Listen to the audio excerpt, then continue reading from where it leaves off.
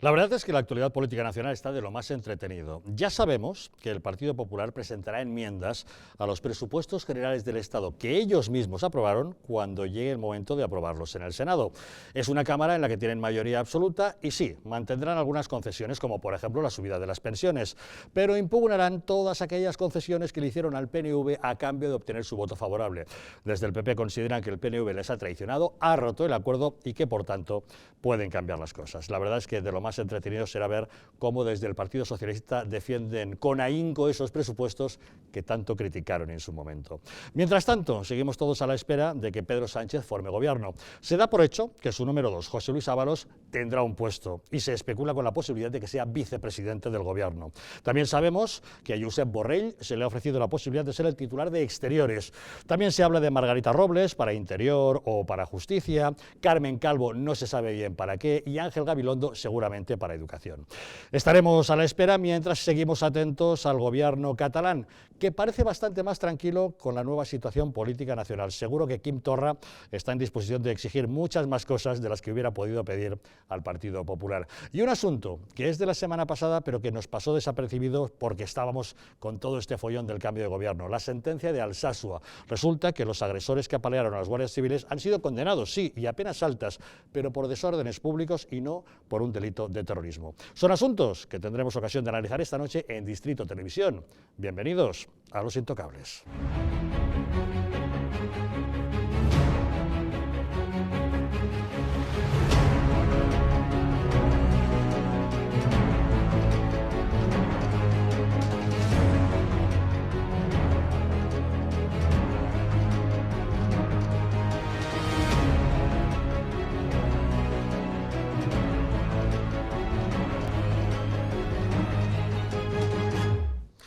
Muy buenas noches. Para analizar los asuntos que nos ocupan esta noche nos acompañan en Los Intocables Abuy Enfubea, director de Uhuru África. ¿Qué tal, Abuy? Gracias por acompañarnos. Muy bien, encantado de estar aquí contigo. Muy buenas noches.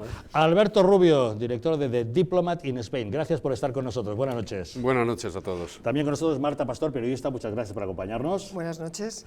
Iván Vélez, él es arquitecto, escritor. Por cierto, hablaremos de tu libro esta noche. Me parece estupendo. Me parece una gran idea, ¿verdad? Una gran idea. Bueno, empezamos. Ya saben que lo que más se está removiendo en las últimas horas es el asunto de los presupuestos. Unos presupuestos generales del Estado que el Partido Popular consiguió sacar adelante con gran esfuerzo negociador, con el apoyo del PNV. Le costó 540 millones de euros en inversiones al País Vasco obtener ese voto favorable del PNV. Un PNV que después resulta que vota a favor de la moción de censura, con lo cual derriba al gobierno de Mariano Rajoy. Y ahora esos presupuestos que tienen que ir al Senado para ser aprobados, donde el PP tiene mayoría, ¿qué va a pasar con ellos? Bueno, pues ayer mismo Andrea Levy, la vicesecretaria general del Partido Popular, ya anunciaba que, bueno, que era probable que se pudiera presentar alguna enmienda.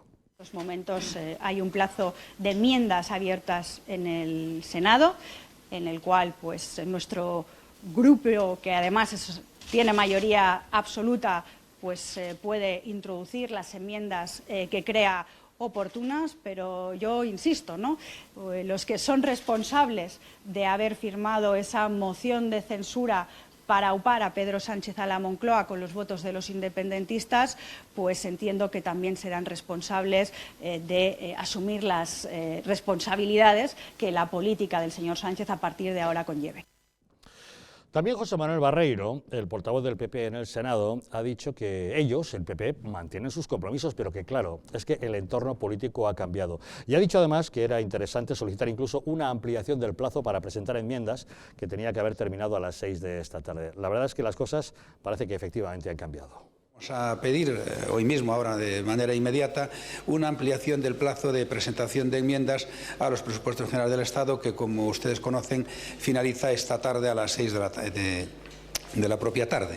Y la razón de solicitar esta ampliación del plazo de enmiendas no obedece a que nosotros tengamos ningún interés en distorsionar los presupuestos, sino más bien al contrario.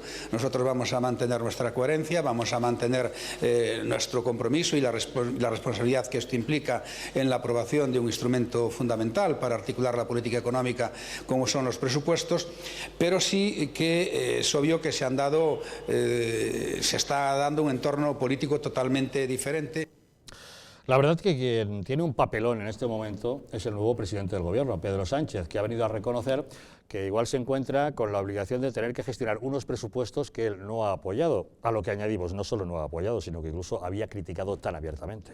Consciente también, como somos nosotros, de las circunstancias extraordinariamente complejas en las cuales se alumbraría este Gobierno, las limitaciones que lógicamente tiene. La primera de ellas es que nosotros vamos a tener que gestionar, o tendríamos que gestionar, lo digo en condicional, unos presupuestos que nosotros no hemos apoyado y que además nosotros hemos rechazado con razones que considero actuales.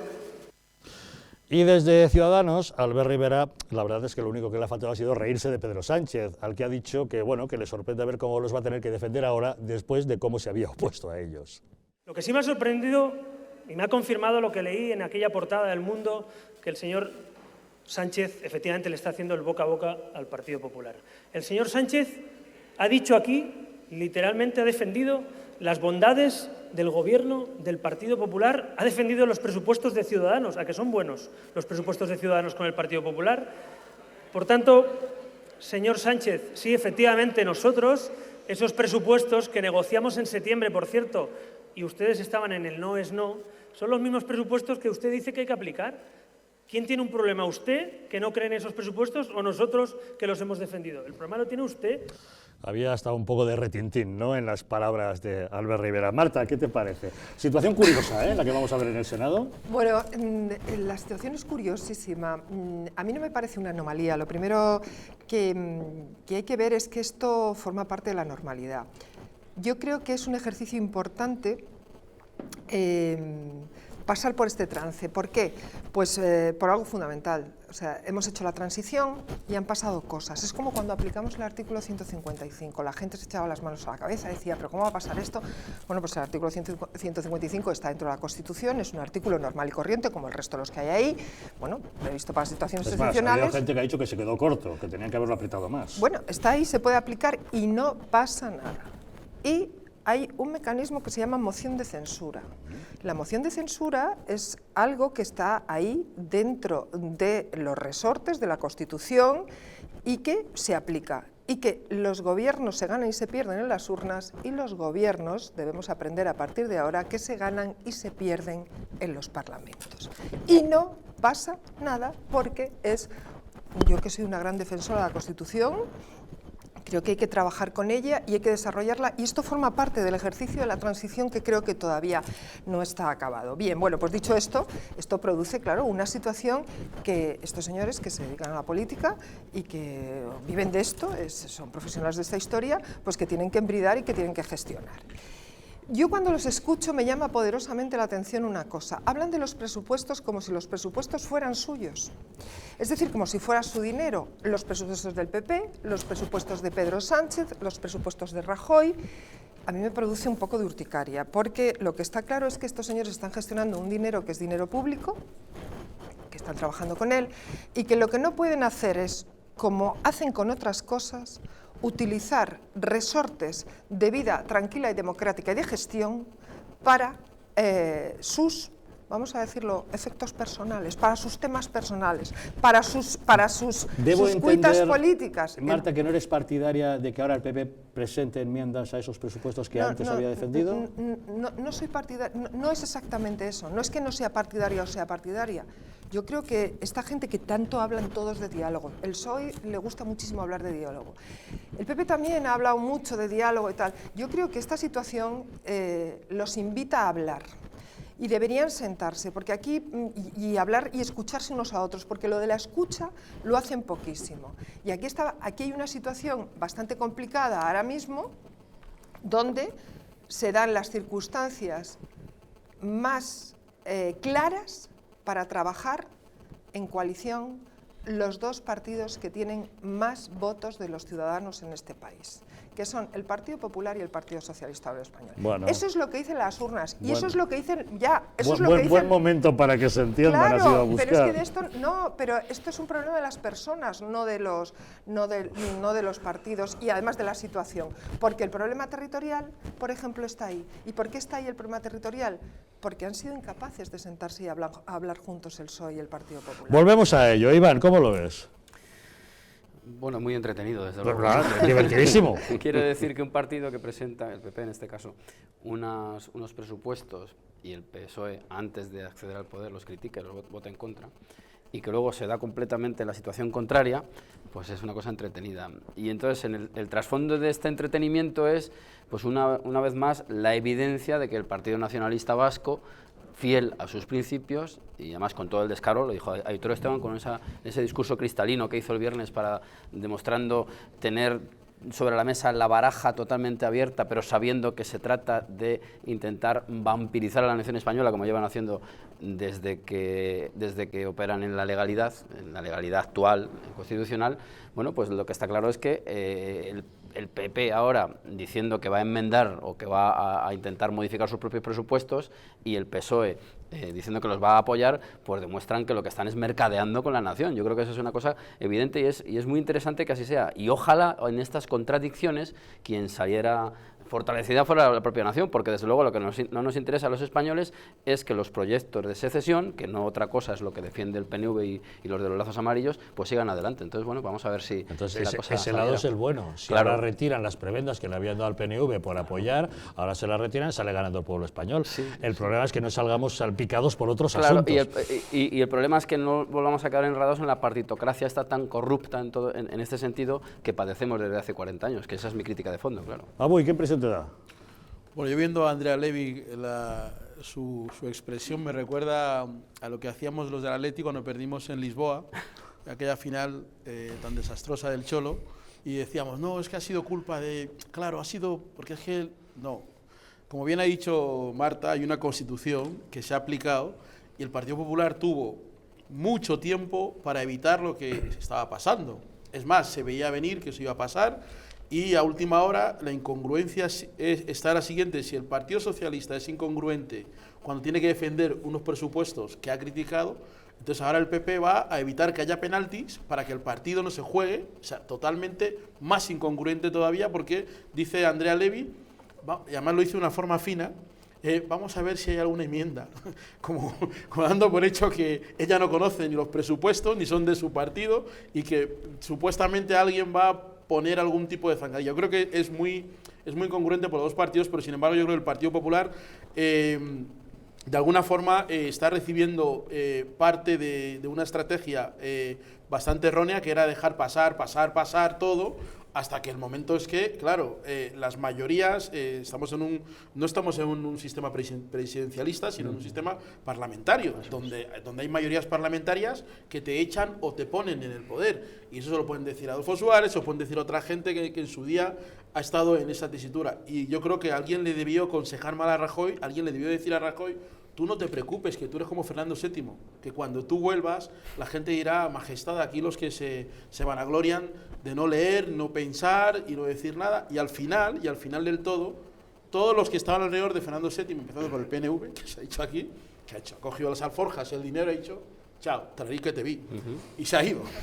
y en esa están todos, porque el PNV lo que ha hecho pues también es bastante coherente, porque vamos a ver, ¿cómo es el PNV se va a presentar a unas elecciones en el País Vasco frente a Bildu? Sí. Para que le digan que es el salvador del PP y el salvador de todo lo que ha sido Mariano Rajoy. Es que el PNV, que ganó las últimas elecciones, no olvidemos, con tanta diferencia como parecía, con esa situación podría ser que no fuera el Endacari un miembro del PNV. Entonces el PNV ha jugado su carta. El Partido Popular, yo creo que el Partido Socialista, Pedro Sánchez también, del quien se dijo de todo, pero también ha demostrado que cuando una persona cree en sí misma, aunque esté equivocada, al final persevera y llega a un puerto. Pues yo creo que el primer sorprendido ha sido el Alberto. Yo quería contarte la historia de un mismo mar con dos nombres. A ver. Es el mar de las contradicciones congruentes y el mar de las contradicciones incongruentes. Explícanos eso. Son absolutamente congruentes desde un punto de vista político, de táctica política. Es decir, el PP ahora se ha visto traicionado, políticamente hablando, y le ha dicho al PNV: te vas a enterar. El PSOE también tiene que cargar con unos presupuestos que no son suyos. Eso políticamente es congruente. ¿Por qué? Porque el PSOE quiere el poder. Está claro. En tanto en cuanto lucha política, sí, sin duda. En tanto en cuanto. Bien, ¿por qué es incongruente cuando lo vemos desde el punto de vista de los ciudadanos? Ahí la incongruencia es máxima. Oiga, ustedes han estado apoyando algo en lo que ahora no creen. ¿Qué es lo que tenemos que hacer a partir de ahora como ciudadanos? Saber que esto ocurre y que va a seguir ocurriendo, porque en la política funciona así. Igual que Marta ha dicho, el 155 no hay que tener ningún miedo, la Constitución no hay que tener ningún miedo, son artículos que hemos pactado entre todos. ¿Nos falta cultura política en este país? Seguramente todavía nos falta un poco de cultura política, pero estas cosas creo que nos deben ir enseñando a verla de otra forma muy distinta a como la vemos ahora, que es los míos y los tuyos. Y todos sabéis a lo que me refiero con los míos y los tuyos. Sí, lo que pasa es que, claro, lo que ha dicho Abuy es muy interesante, en la última parte de lo que ha dicho, con respecto a los intereses inmediatos del PNV. Ellos quieren pues seguir gobernando pues la comunidad autónoma vasca y además expandirla hacia Navarra. Están pactando con EH Bildu un nuevo estatuto que da mucho aire a esa Euskal Herria. Ellos ya, y el PP deja bien claro con esto que se ha plegado al chantaje del PNV para mantenerse en el poder. Ellos ya han obtenido, o creen haber obtenido, o lo tenían obtenido hasta el viernes pasado, la bolsa del dinero. Ahora, si la mantuvieran y dar una vuelta de tuerca ganando el acercamiento de presos, que es el run que está empezando a sonar, es que neutralizan incluso a Bildu. Claro, porque Bildu, uno de los estandartes suyos y de sus anhelos más importantes es traer los etarras al País Vasco. Entonces, claro, si obtienen el dinero y los presos, el coto se queda cerrado para ellos, con lo cual quiero decir que el PNV es absolutamente, en ese sentido, ultracoherente. Ellos son un partido que quiere... Se aseguran otros 30 años de gobierno, claro, poco. Y ellos tienen programáticamente la intención, además expresa y publicada, de arrebatar al resto de España ese territorio, y lo van a intentar, y mientras haya tanto irresponsable en la Moncloa, pues lo van a conseguir. Eso no sucede porque sí, eso sucede porque pueden. Entonces vivimos en una sociedad en la que puede hace. Bueno, sí, entonces, quiero decir que la Constitución marca unos límites y los partidos políticos tienen que salvaguardar esos límites. Cuando se hace una dejación de la salvaguarda de los límites, no como ha sucedido en el País Vasco, porque en el País Vasco a día de hoy no pasa nada tampoco. Otra cosa son las intenciones, que tampoco son muy claras. No pasa nada. Bueno, no pasa nada, quiero decir, no hay una declaración de independencia como estamos en una situación en Cataluña. El otro día es decir, se homenajeó a un etarra. Sí, antes de ayer, bueno, pero eso lleva pasando. Llevan tiempo haciéndolo. Mira, yo tengo con Marta. En Cataluña los separatistas catalanes sí han dado un paso que los vascos todavía no se han dado. Hombre, esos están al rebufo de los catalanes. Claro, ¿no? Entonces, lo que te quiero decir es eso, que bueno, que allí en el País Vasco no pasa nada, ellos están trabajando, han pactado unos presupuestos que luego resulta, bueno, pues, o sea, ellos cuando pactan los presupuestos manifiestan una intención, pero ellos no manifiestan la intención de que quieren apoyar al gobierno del Partido Popular. No. Claro, luego después lo que hacen limitan es... a parasitar a la nación, y estoy de acuerdo con lo que has dicho tú anteriormente. Ya, pero hay que tener cuidado con las palabras. Sí, porque las utilizo con toda conciencia. Ya, pero yo también digo esas te digo palabras con toda precisión. Pero yo también te digo una cosa. Sin o sea, aparte del ninguna, problema catalán que existe ahora mismo, es porque no por llamarle soberanismo a lo que es golpismo. No hemos tenido cuidado con las palabras. Entonces, por ejemplo, la palabra parasitar a mí es una palabra que no me gusta. ¿Por qué? Porque tú lo que haces ya es generar un foco para que ellos se sientan víctimas y se sientan... Hace 60 años. Ya, pero no es lo mismo el PNV que Bildu.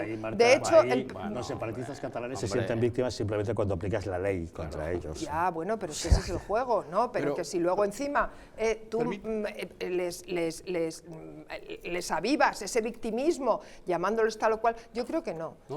Es descripción, hombre, vamos a ver, un partido que dice, que además lo dijo Aitor Esteban el otro día, nosotros luchamos únicamente por el País Vasco, presuponiendo ya una especie de soberanía adquirida. Pero Aitor Esteban no es todo el PNV. Hombre, es el portavoz, no es precisamente un comparsa. Pero no es todo el PNV. Yo creo que cuando se dice que fagocitan a la nación y todas esas palabras, se olvida que el País Vasco es parte de la nación española, igual que Cataluña. Entonces, cuando se alude en que hay un grupo de gente que de alguna forma chantajea a la nación, se está diciendo que hay una nación, una intelequia española por un lado y otro grupo de gente por otro lado que chantajea a esa gente. Pero si somos sinceros, desde Arias Navarro hasta ahora, todo eso forma parte del juego político que hay en España. Eso no hay que ser muy listo para saber eso, y todos sabemos perfectamente que quien ha concedido la mayoría de las de los acuerdos para el autogobierno que tiene Cataluña ha sido el Partido Popular. Pero si no te lo niego, si estoy acusándolos. Digo porque algunas de estas personas del Partido Popular también tienen ese argumento de una gente que fagocita, que nos explota, que nos traicionan, que no sé qué. Y ellos que se dejan, claro. Y sin embargo, cuando el Partido Popular a nivel interno ha tenido la posibilidad en Cataluña de poner a gente de su cuerda al frente, han elegido como delegado de gobierno al señor que viene de Unió. O sea que todo eso es para los niños, porque ya la gente no es tan tonta en España y la gente ya sabe de qué va todo esto y no se cree ya de que Cristiano Ronaldo no quiere al Madrid y juega al Madrid porque le pagan. Punto. Y esto es igual. Entonces aquí no hay que creer que hay gente que Messi es fiel al Barça. No. Es que ya hemos visto eso durante 40, 50 años y podemos irnos a Godoy si quieres. Luego además hay una diferencia muy importante entre el PNV y el PDeCAT y RC. El PNV tiene un pequeño problema. Digo pequeño porque, por ejemplo, en el Parlamento español solamente Bildu tiene 2 diputados, que vamos a llamarle Bildu, que son los restos que quedan de ETA y de representantes de ETA, con una figura importante, que es Otegi, que es verdad que mediáticamente es importante, y ese es el problema que tiene, por eso hace ciertos gestos. Pero el PNV tiene muy claro que el País Vasco, donde mejor está y donde mejor vive, es dentro del Estado español y dentro de Europa, y lo tienen clarísimo. Por eso te digo que Aitor Esteban no es todo el PNV. Y luego tenemos la otra postura, que es la del PDeCAT y la de RC. Esa es ya bien distinta. Entonces yo creo que no debemos hacer paralelismos de unos con otros tan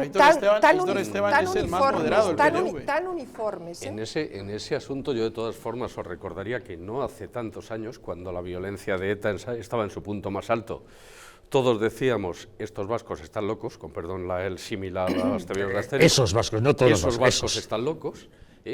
Y ahora lo estamos diciendo de Cataluña y de los catalanes, cuando en aquel momento poníamos precisamente como ejemplo de región autonomista en la que había cierto independentismo, lo poníamos como ejemplo de Señé, exactamente. Sí. Entonces, fijaros que se han dado la vuelta bueno, es que una de las cosas que han roto los independentistas ha sido el estatut y ha sido el SENI, o sea, es que lo primero que hacen es cargarse su propio salvoconducto. Claro, pero o sea que por eso hay que distinguir muy bien entre el PNV, lo que está haciendo el PNV y lo que hacen los partidos independentistas. No se nos debe olvidar una cosa llamada Plan Ibarretxe, es que el PNV tuvo que dar un pasito atrás. Muy bien, pues por eso.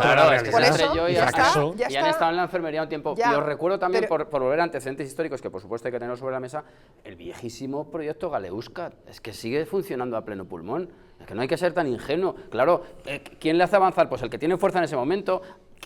Y tiene fuerza en ese momento aquel al que se le otorga el gobierno español. Que yo acuso a los gobiernos españoles de la nación, O sea, que yo entiendo que la naturaleza del PNV pues es esa, no puede ser otra, o del PDeCAT, además odian a la nación española, pero claro, la irresponsabilidad está en Moncloa siempre, no allí. Esa visión kantiana de la nación española me llama mucho la atención. No, kantiana ninguna, crudísima, realísima. Pero yo creo que, por ejemplo, Kant no es santo de mi devoción. Sí, pero es una visión como, no sé, como algo, no sé. Pero en el caso de Cataluña, por ejemplo, es el apoyo social, que tienen ciertas ideas independentistas ha sufrido un auge exponencial, también porque la dejación de funciones por parte del Estado o esa nación kantiana que tú llamas. No, kantiana no. Bueno. Es evidente, la incomparecencia del Estado español en Cataluña ha causado un gran daño. Claro, y también es verdad que históricamente las concesiones del Gobierno de España, tanto PP como PSOE, para poder negociar mayorías parlamentarias en el Congreso de los Diputados, han alimentado un monstruo que yo no sé si sabían o no sabían, pero, sobre todo pero cuando se dieron cuenta el monstruo ya era ingobernable. Pero aquí hay una cosa que es fundamental, que es la falta de relato político. Porque no es decir, meto en la cárcel a todos, ¿no? Hay que hacer un relato, hay que combatir eso. Es como cuando los chicos que se van al Daesh, entonces dice la delegada del gobierno que no salga nadie a la calle porque claro, hay que ir, hay que enfrentar a esa gente ideológicamente, con dialéctica y no decir que nadie salga a la calle, porque entonces no es una solución. O decir, vamos a detener a todo el mundo, vamos a hablar todo el día del 155, entonces lo que haces es dar argumento a quien tienes, decir, ¿cuál es el planteamiento que tú tienes para que esas personas que no quieren ser españolas o quieren romper la nación española sean parte de ese proyecto o sigan siendo parte de ese proyecto? Tienes que tener algún tipo de pero después de 30 años de dejadez en ese relato, lógicamente ahora que se impone la aplicación de la legalidad. Y eso es el 155. Yo no cuestiono y no hay que tener complejos.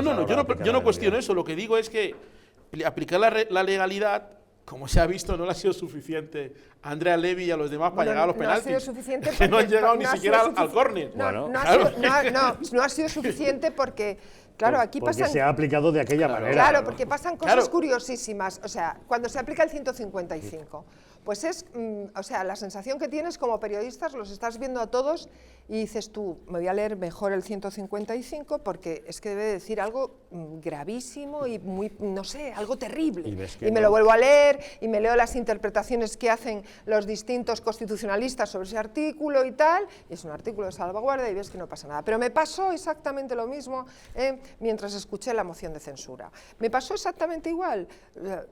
Me pongo a escuchar y empiezo a ver a los partidos políticos que apoyan la moción de censura a Pedro Sánchez como si estuvieran en comisaría, le estuvieran interrogando a la policía y estuvieran justificándose con una coartada endeble, diciendo sí, pero no, pero claro, porque sí, las convicciones son débiles. Entonces, claro, lo que dice él tiene razón. Es que las convicciones son débiles, claro. Tiene razón, porque es que hay un problema de equipaje en la clase política. No son capaces de hacer un relato político y justificar las cosas. Y otra cosa de lo que no son capaces es de sentarse y hablar. Ahora con los presupuestos, el encaje que hay que hacer entre el PSOE y el PP por bien de todo el Estado español, que no es un dinero suyo, que es mi dinero y el tuyo que lo he puesto ahí para pagar mis impuestos con mi trabajo de todos los días. Pues esta situación es dantesca, es alarmante, es esperpéntica. Los políticos ahora no tienen el agua al cuello como la tuvieron en el 78. Bueno, pero pueden tenerla. No tienen el miedo de todavía... No, pero también mira, en el 78 teníamos el fantasma todavía de la dictadura viva, claro, y ahora tenemos el fantasma del populismo, que a mí me da más miedo, me da igual de miedo una cosa que otra. No les da tanto miedo ese populismo como la dictadura, porque ellos tienen también su parte populista. No, claro, pero aquí hay un tema también de ideas, ¿no? Mira, es obvio, no me puede dar miedo algo que yo tengo también, y que utilizo según me conviene, y tú lo has dicho, no se ponen de acuerdo, no se van a querer poner de acuerdo porque en esta situación están en campos irreductibles. Cada uno pero lo van a pagar en las busca urnas. lo suyo. Es que lo van a pagar, lo pagan en las urnas, lo Estoy pagarán, completamente de acuerdo. lo van a pagar en las urnas. Pagarán, o sea, pero... este juego que están haciendo con los presupuestos y que estaban haciendo antes también, porque claro, nos vemos que no sé a qué hora se cerraba esta tarde el plazo, me parece que a las 6 de la tarde. Acababa a las 6 y ha pedido prórroga, sí. Podemos hacer una enmienda a la totalidad del día, no me acuerdo, 18 de abril, no me acuerdo exactamente. Presupuestos. Contra los presupuestos que ahora va a tener que apoyar. Es decir, ante una situación como esta, no pueden estar jugando, porque se ha producido una anomalía que distorsiona totalmente el escenario. La responsabilidad 40 años, 40 años a querer. Bueno, ya, pero con eso, es que es la clave. Es que con eso, la clave es lo que ha dicho Algarra. Han estado 40 años haciendo exactamente lo mismo. Pero con eso, no hay sorpresa. Con eso no ayudamos. Que ya lo sé que no ayudamos, pero tampoco no tenemos más alcance que esta tertulia. Es decir, ya. se trata como mínimo de hacer crítica. Claro, no, pero PSOE, la crítica la estoy haciendo. PSOE y PP, ambos, en su irresponsabilidad egoísta, han mercadeado con la nación, entendiendo no kantianamente la nación, sino con los recursos de la nación inclusive. Y han preferido siempre buscar aliados precisamente en gente que ha demostrado ser golpista a la larga porque programáticamente están obligados a hacerlo, y se han plegado a esos chantajes. Es decir, prefieren estar de aliados con PNV, CIU, como se llama el partido ese corrupto de los lacitos amarillos ahora, que con el otro. No hay gobierno de concentración, que es lo que tú insinuabas. Bueno, de un modo o de otro, sabemos que nos enfrentamos a una divertida sesión en el Senado, en el que esos presupuestos deben ser ratificados o enmendados. Cada uno de los partidos cambia de posición en función del nuevo panorama que se está estableciendo, y mientras tanto, Pedro Sánchez se ha convertido en presidente del gobierno. Hoy se ha estrenado, ya está en el Palacio de la Moncloa y ya ha tenido su primer acto, recibir pues, al presidente de Ucrania. Pequeña pausa y les contamos su primer día de cole.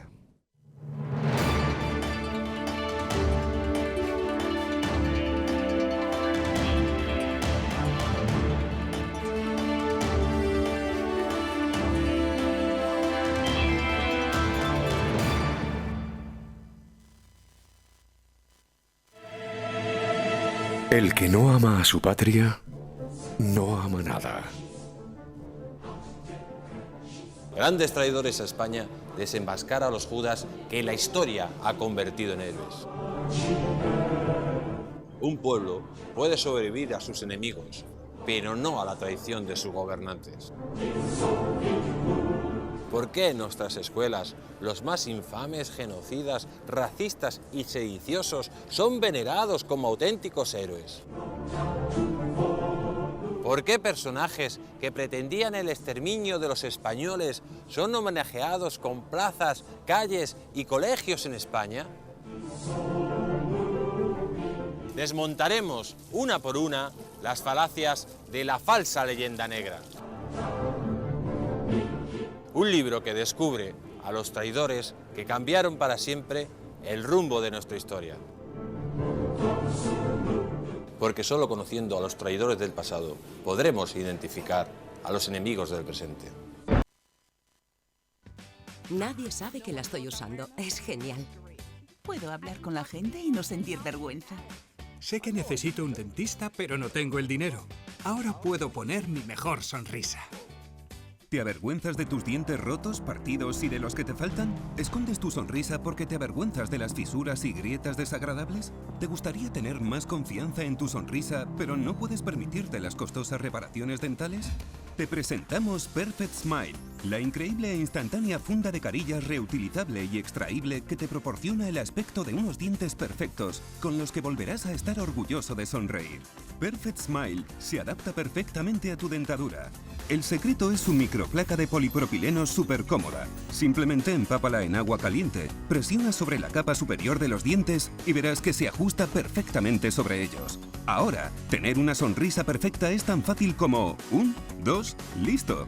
Úsalo y muestra tu sonrisa de 1 millón de euros. Perfect Smile es necesaria para tus entrevistas de trabajo y para tus fechas importantes. Y cuando salgas en las fotos, estarás orgulloso de decir patata con una sonrisa blanca y brillante. Me la pongo cuando salgo y ahora es muy divertido sonreír de nuevo. Confía en tu sonrisa. Perfect Smile se adapta a cualquier tamaño de dientes, tiene un ajuste personalizado. Con Perfect Smile puedes tener apariencia y confianza al instante. Algunos de mis pacientes no pueden permitirse la odontología cosmética. Esta es una gran alternativa. Muchas personas no pueden permitirse miles de dólares en trabajo dental para obtener una sonrisa de estrella de cine. Llama ahora o visita nuestra web para conseguir tu propio Perfect Smile por el impresionante precio que aparece en pantalla. Pero eso no es todo. Conseguirás tu segundo Perfect Smile totalmente gratis. Consigue la sonrisa que siempre has querido por esta increíble oferta. ¡Llama ya!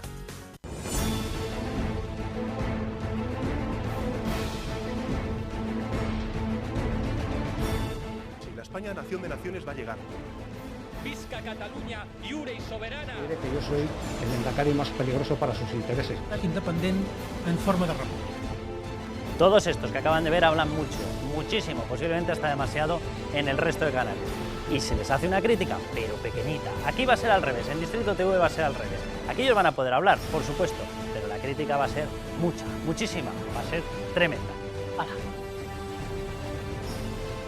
Con España a cuesta, todos los domingos de 10 a 12.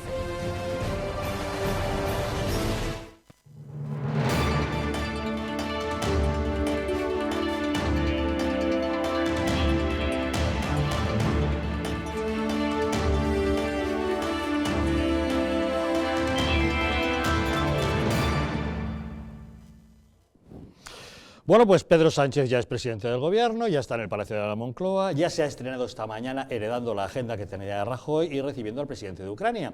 Pero ahora la gran pregunta es, ¿cuándo va a tener Gobierno y quiénes van a ser sus ministros? La verdad es que se ha desatado el momento de las quinielas y hoy por hoy nadie sabe absolutamente nada, pero se empieza a especular con algunos nombres. Por ejemplo, se da por hecho que José Luis Ábalos, su número 2, va a tener una cartera y se piensa que quizá la más importante, que pueda convertirse en vicepresidente del Gobierno. También hemos sabido que le ha ofrecido a Josep Borrell el Ministerio de Exteriores. A sus 71 años, Borrell ya no tenía ganas de volver a la política, pero un caramelito como la cartera de Exteriores, un hombre como él, con experiencia internacional, después de haber estado en la vicepresidencia del Parlamento Europeo, ¿quién dice que no a un caramelo como ese? Habrá que verlo, quizá lo sea. También se da por hecho que sería Ángel Gabilondo el titular más adecuado para ocupar la cartera de Educación. Bueno, hay otros nombres que se están barajando. Por ejemplo, para Interior o para Justicia, la posibilidad de que fuera Margarita Robles. Ahora, como saben, está de portavoz del Grupo Parlamentario Socialista en el Congreso. Para Medio Ambiente se habla de Teresa Rivera, quizá una desconocida para el gran público, pero ella dirige el Instituto de Desarrollo Sostenible, que tiene sede en París. Se habla de ella, aunque algunas personas dicen que quizá fuera Cristina Garmendia quien ocupase ese puesto.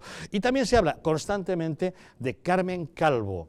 La dan como una fija de este gobierno, aunque no saben exactamente cuál sería la cartera que ocuparía. La verdad es que hoy por hoy todavía no lo sabemos, son todo especulaciones y en las próximas horas seguro que se desatan muchísimas más, pero no sé, Marta, ¿tú qué informaciones tienes? Porque sé que con alguno de los ministrables has hablado.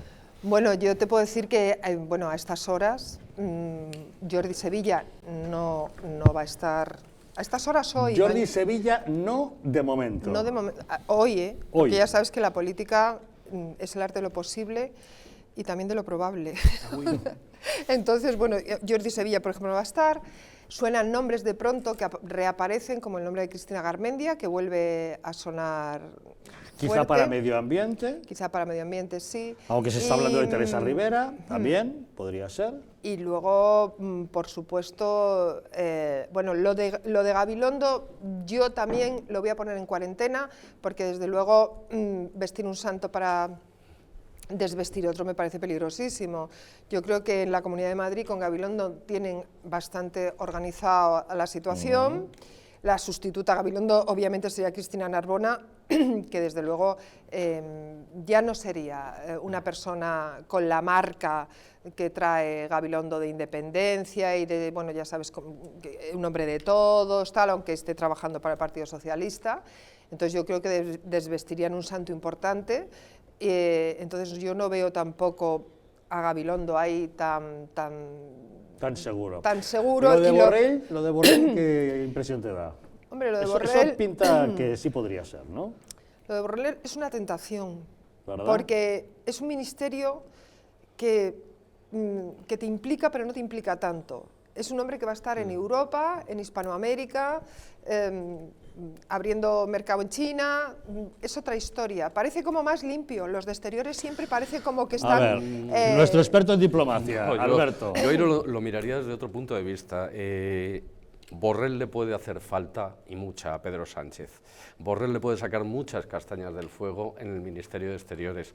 Es un político que ha sido presidente del Parlamento Europeo, que ha sido ministro en España, que tiene una experiencia enorme, no solamente en temas comunitarios, sino también en otros temas que, no siendo comunitarios, sí han afectado es catalán.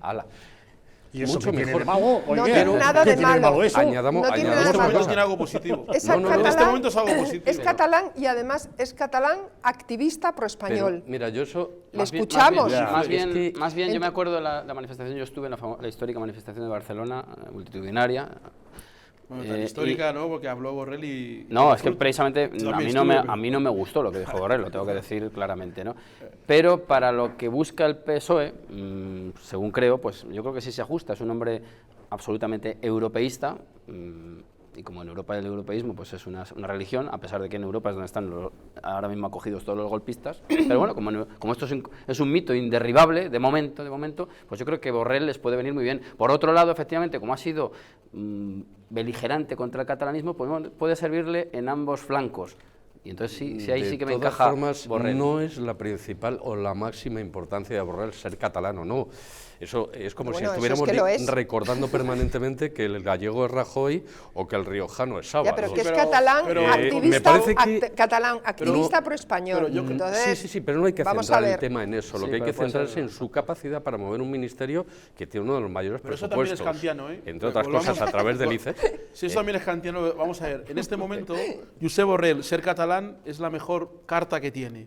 Primero porque es una persona preparada. No estoy de acuerdo. Primero porque es una persona preparada y segundo porque es una persona que públicamente es un putiflé, es un señor que ha hecho un activismo en favor del unionismo y no solamente eso, es alguien que sí ha hecho el relato que yo decía antes de la confrontación dialéctica con el independentismo, ha hecho un libro con una serie de personas explicando las razones y en un momento en que el gobierno español tenía el Centro Internacional de Prensa y no ha hecho ningún tipo de rueda de prensa para contrarrestar ni el Guardian, ni Le Monde, ni ninguno de estos, pero eso haciendo... Eso fue un error de Moncloa. No es un error, es parte de la película. Es que sí, pero es un error de Moncloa, claro, directamente, no del Ministerio de Exteriores. Josep Borrell, a través de su activismo político con Sociedad Civil Catalana, aquella manifestación tan importante, es la que ha hecho que la prensa, digamos, internacional, la opinión pública internacional, tuviera una visión, digamos, alternativa y también seria a través de una persona como Borrell.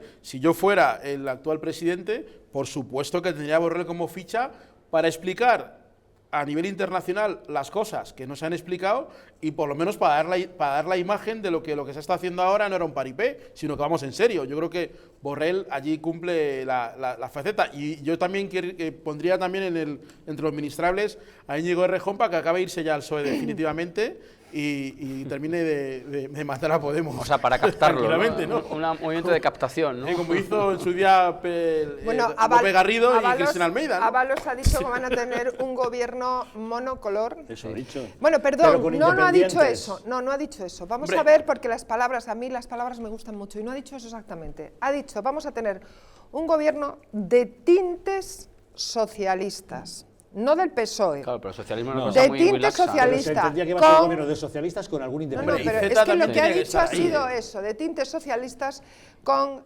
algunos independientes cercanos al proyecto. Hay que entender que cuando dice socialista dice del Partido Socialista Obrero Español, porque socialismo es una cosa muy difusa, ¿no? Es un genérico. Es un genérico, completamente. Y Z, el poder de la palabra. Es un activo importante dentro de lo que es los que han recuperado el PSC, que han hecho la batalla dentro del PSC y han recuperado el PSC para el proyecto de España, que nos puede parecer desde aquí eso es muy light, digamos, poco, es un rap a lo mejor que suena muy flojo, pero no olvidemos que en el otro lado estaban las personas que directamente se han ido a Esquerra y al PDK. Y Z sí en este momento le puede garantizar a Pedro Sánchez por lo menos, si hay elecciones, tener algún tipo de votos y ganar en Cataluña, que es muy importante. Yo de todas maneras creo que nos vamos a sorprender mucho con el gobierno de Pedro Sánchez.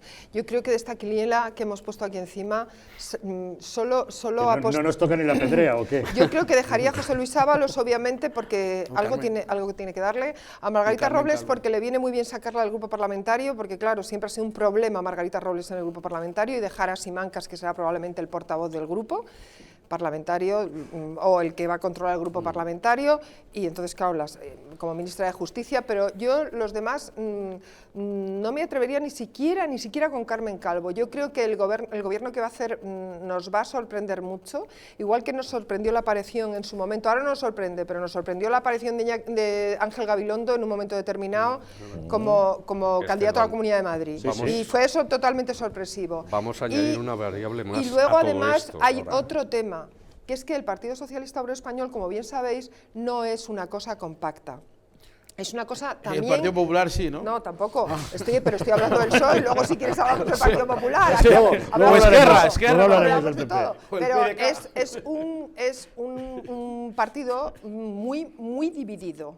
Entonces puede desatar una guerra, una guerra brutal. Por eso tira. Si dividido, que tiraron por la ventana a Pedro Sánchez y luego le volvieron a la Pero por eso tira, por doble motivo tira a independientes. De los independientes tira porque le va a hacer un guiño a Podemos, porque es que yo tengo aquí no os olvidéis de los números en todo esto. O sea, Podemos tiene 67 escaños y el PSOE tiene 84. Aún así no salen los números, pero bueno, salen un poco más. Pero Podemos hay que darle algo. Claro, Podemos no puedes dejarlo Podemos fuera. es el partido más fuerte que hay que está sujetando ahora mismo a Pedro Sánchez. Es decir, o tienen algo o esto en cuanto a las encuestas les den un poquito mejor, vamos a elecciones, pero no por el PP ni por Ciudadanos, sino porque Podemos los ponen en ese carril. Claro, entonces yo creo que hay que... No tienes gente si tú vas a unas elecciones y no tienes gente como Borrell, como Iceta, como la gente que ha dado la batalla con Sociedad Civil Catalana, la gente que la ha dado y se la han partido, que ha dado la batalla y la han ganado solo, sin apoyo del Estado español. Se ganan también fuera de Cataluña, ¿eh? Sí, pero el debate, de lo que decía, en Jaén, en Almería, sí, pero el debate nacional, Mérida. sí, pero el debate étnico, como yo lo digo así, como soy negro, hablo de étnico, ustedes hablan de debate identitario, que pero tiene mucho de decimos étnico, lo mismo. tiene El debate razón. étnico ya es un debate que es político en España. Claro. La gente habla de la cuestión, igual que la selección francesa, ¿te acuerdas? Había una cuestión fundamental, que es que el político francés, lo que no quería era apoyar a nadie, a ningún francés que no fuera blanco, porque perdía el voto de los pobres.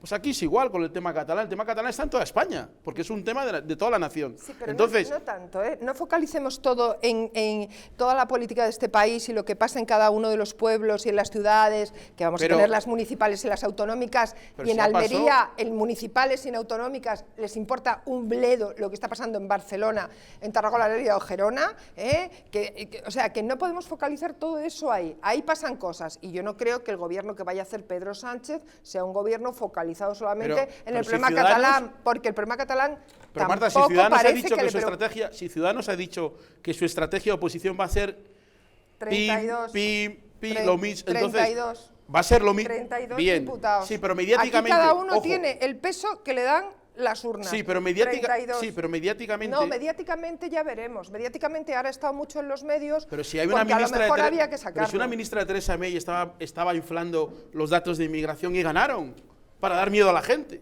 Ya. Y la gente acabó votando e irse de la Unión Europea y rechazando toda la Unión Europea. ¿Eso funcionó? Estamos hablando del Partido Conservador y Ciudadanos, estamos hablando de 32 diputados. Aquí lo que no podemos sacar del contexto es lo que pesa cada uno.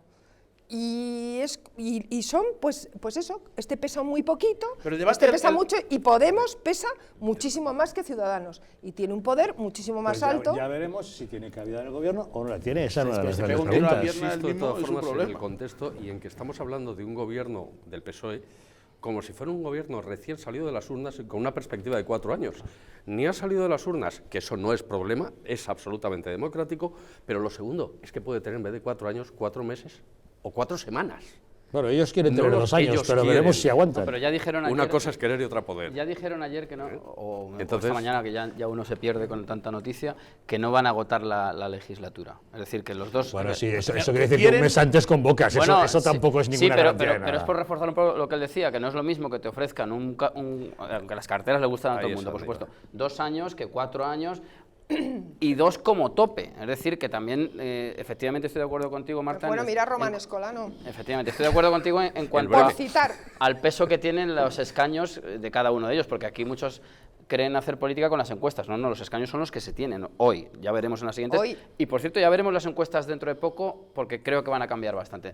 Entonces, probablemente Podemos, que está cerca en cuanto a número de escaños con respecto al PSOE, le va a apretar en eso que llaman la cuestión social. Pero claro, la cuestión social va imbricada con una economía y con una situación territorial muy compleja, con lo cual ya veremos la estabilidad que puede sustentar o no a Pedro Sánchez. Pero yo discrepo con esa visión vuestra, porque yo me acuerdo cuando en las zonas, los cinturón rojo de Barcelona, Inés Arrimadas no solamente ganó, sino arrasó, y se suponía que quien había hecho de sparring y quien había hecho la pelea era el Partido Popular. Sin embargo, la gente no le votaron a ellos, dieron su voto, y además personas que nunca en su vida votarían al Partido Popular, no solamente arrasó, ganó y arrasó en muchas partes, porque, insisto, el debate identitario con ideas, no solamente con presupuestos y dinero, con ideas, donde la gente aparece y dice, mira, Puigdemont dice, no, yo me presento, estando en Bruselas, con esas ideas, y acaba ganando. Y decían que Junqueras, que está en la cárcel, iba a ser el gran sustituto, que Junqueras iba a ser no sé qué, y no, porque al final los que tienen ideas y los que ponen ideas sobre la mesa... Bueno, y los que tienen dinero y aparato de partido, ¿eh? Bueno, no, pero dinero lo tienen todos. Saben vender eso. Dinero tienen todos. No, dinero no tienen todos. ¿Cómo unos que no? tienen más que otros.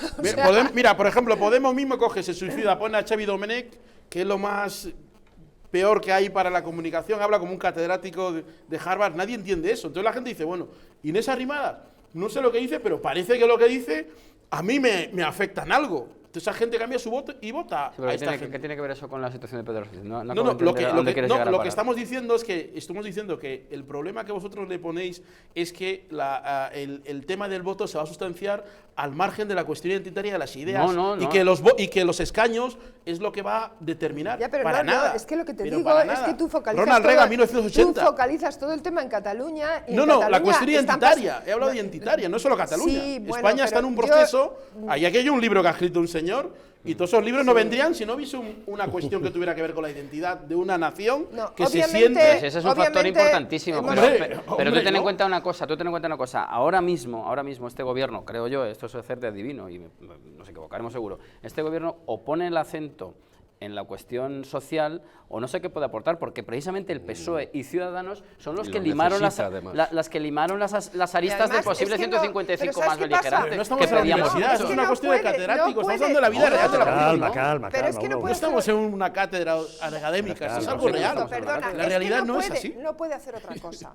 No puede hacer otra cosa, porque el tema de la crisis territorial, cuanto menos lo toque, mejor. El tema económico tiene los presupuestos sujetos, tampoco. ¿Qué puede hacer, por ejemplo, para distraer? Yo me he apostado ya una cena a que lo primero que pone en marcha es la ley de eutanasia. Porque es muy efectista, es muy impactante.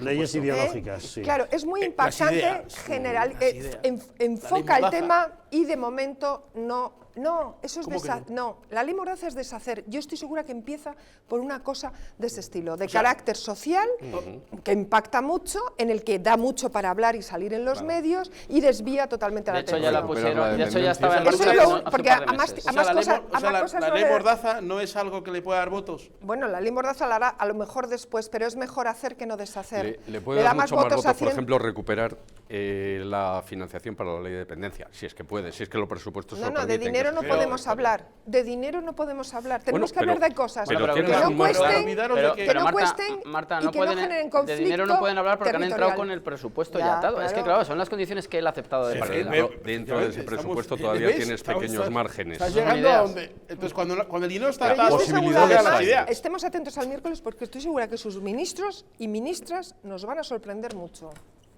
Posiblemente. Bueno, pues habrá que ver. Veremos. Habrá que ver.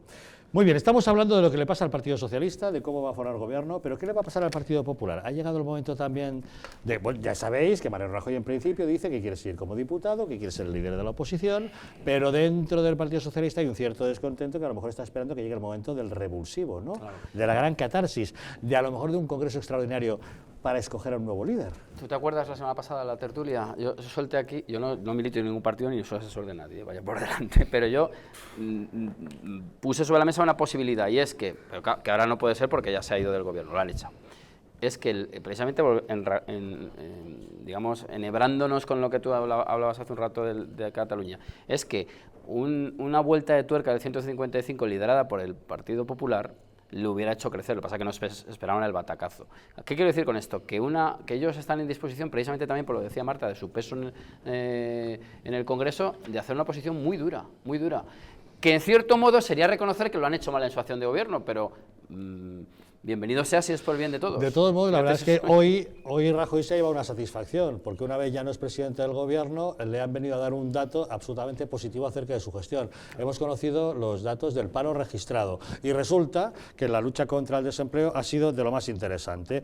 Hay 83.000 parados menos, hay 237.000 nuevos cotizantes, el total de parados se queda en 3.352.000 y el total de afiliados a la Seguridad Social está casi en los 19 millones, 18.915.000. La verdad es que un dato sí, siempre dicen que este mes es bueno y tal, pero ha sido excepcionalmente bueno, mucho mejor. Yo creo que por lo menos se ha llevado esa satisfacción a casa, ¿no? Como diciendo, bueno, ahora a ver qué hacéis con la economía, con el paro, con el empleo, que yo ya, ahí pero dejo bueno, mis ya datos, sabes, ¿no? que la economía puntúa mucho cuando va mal y no puntúa nada cuando va bien. Bueno, pero yo le reconozco la satisfacción que se habrá llevado el hombre al ver el dato de hoy, ¿no? Por supuesto, claro, no, bueno, y todos, todos nos llevamos, porque oye, que disminuya el paro es lo peor que puede pasar en una nación, es tener a la gente desempleada, porque eso genera que hemos sufrido, ¿no? todo lo demás. Pero bien es cierto que esta situación ya lleva tiempo yendo bien, y en el Partido Popular han estado pensando que solamente diciendo que con eso ya era suficiente. Pero suficiente. Sí es verdad que, hay que hacer Zapatero política. Destrozó los números en España y dejó España hecha unos zorros, fue el Partido Popular que lo tuvo que recuperar, y ahora supongo que están esperando. A ver si ahora lo vuelven a romper. Aprenden poco. Perdona, digo una cosa y te dejo. Aprenden poco. A una cosa Aznar perdió las elecciones. Aznar perdió las elecciones con una situación económica muy buena. No, Aznar no perdió las elecciones, fue su candidato Mariano Rajoy quien las perdió. Bueno, Mariano Rajoy perdió. Vale, muy bien. Vale. Él no se presentaba. Pero ya, ¿me entiendes lo que te digo? O sea, sí, me habéis entendido todo. Me vas a decir que perdió el poder. No tuvo nada que ver ese pequeño atentado que hubo en España. Ya, bueno, sí. Bueno, es que fueron unas circunstancias. Esas elecciones son unas circunstancias absolutamente fuera de la normalidad. De hecho, las tenía ganadas. Bueno, pero te quiero cosas... decir que la economía puntúa cuando va mal y no puntúa cuando va bien. Y hace tiempo que el Partido Popular sabía que la economía estaba recuperándose y que había que hacer política y que había que hacer, en general, el relato. Pues si tú sales a la calle y preguntas cuál es el pensamiento político de los líderes del Partido Popular, la gente no sabe qué decirte. Si le preguntas por qué votas al Partido Popular, tampoco lo saben por qué decirte. Bueno, yo creo que cuando preguntas el otro lado también te dicen, son los míos. Si preguntas por el PSOE, seguro que te lo dicen. Yo creo Podemos que también. El dato que le han dado a Mariano Rajoy, yo creo que a lo mejor le ha servido para que se acuerde más de que en las últimas horas que pasó fuera del hemiciclo, en el bar, ocupando el bolso, el famoso bolso de Zara que venden los negros de mi barrio en el metro, estuviera cerca del sillón y no estuviera ahí, no estuviera él, ¿no? Yo creo que el Partido Popular, tenía todas las posibilidades de que no se llegara a esto, y podía haber de alguna forma saboreado ese dato que le acabas de dar en la presidencia, habida cuenta de que Rajoy los últimos años solamente han hablado de eso, de que hemos venido a mejorar la economía, Zapatero fue lo peor, hemos venido a mejorar la economía, pero el dato está en que la economía de España no es en este momento, y creo que tampoco la corrupción lo es, el aspecto que más a los ciudadanos les ha determinado en el tema del cambio político. Son los partidos en el Parlamento los que interpretan una sentencia judicial y actúan. No hay un movimiento ciudadano en contra de esa sentencia. Bueno, por favor. Primero porque España no es Francia, España no es Estados Unidos, es otro tipo de sociedad. Si vas a la calle y preguntas, que yo por mi trabajo bares, ¿no? voy mucho a la calle con el micrófono y preguntas por corrupción, sí que hay una percepción en los ciudadanos de a pie desde hace tiempo. Mucho. Pero también está pasando otra cosa. Fijaros, o sea, hasta el día que se gana la moción de censura, la corrupción era el foco principal mediático del que se estaba hablando. Desde que se gana la moción de censura, ya Pedro Sánchez ya no estamos hablando de eso, y eso es gravísimo. Claro, porque en realidad los medios de comunicación, que no son inocentes, pero también con el 3% pero eso, con los seres Marta, y con eso todo demuestra demás. y ratifica el doble rasero con el que aplicamos siempre. Al Partido Popular no le perdonamos la corrupción, y sin embargo nadie habla de que dos expresidentes de la Junta de Andalucía se han sentado en el banquillo. Nadie habla. Perdona, yo quiero seguir hablando de la corrupción del Partido Popular, ¿eh? Sí, y la del PSOE no. No, del PSOE y la de los seres y todo. La del PSOE la quieres tapar. La del PSOE, por supuesto, la de los seres, la corrupción que hay en Podemos también, que la casa de Pablo Iglesias ¿Es un acto de corrupción? ¿Eso es corrupción? No, ¿Es un acto de corrupción? Eso es incoherencia. ¿No es un acto de corrupción? Perdona, pero no, eso es una hipoteca, de momento. Perdona, una hipoteca política, además. Esa hipoteca está bajo sospecha. Una hipoteca política. Bueno, esa hipoteca está bajo sospecha. ¿Tenemos nuevo gobierno? No, todavía no. Tenemos nuevo presidente del gobierno. Todavía no tiene ministro, seguiremos a la espera. Se da por hecho que el miércoles saldremos de dudas. Seguramente en las próximas horas irán saliendo nuevas informaciones o nuevas quinielas. ¿Saben quién se está frotando las manos con el nuevo gobierno de la nación? Quim Torra, que ya ha empezado a hacer sus peticiones. Pequeña pausa y se lo contamos.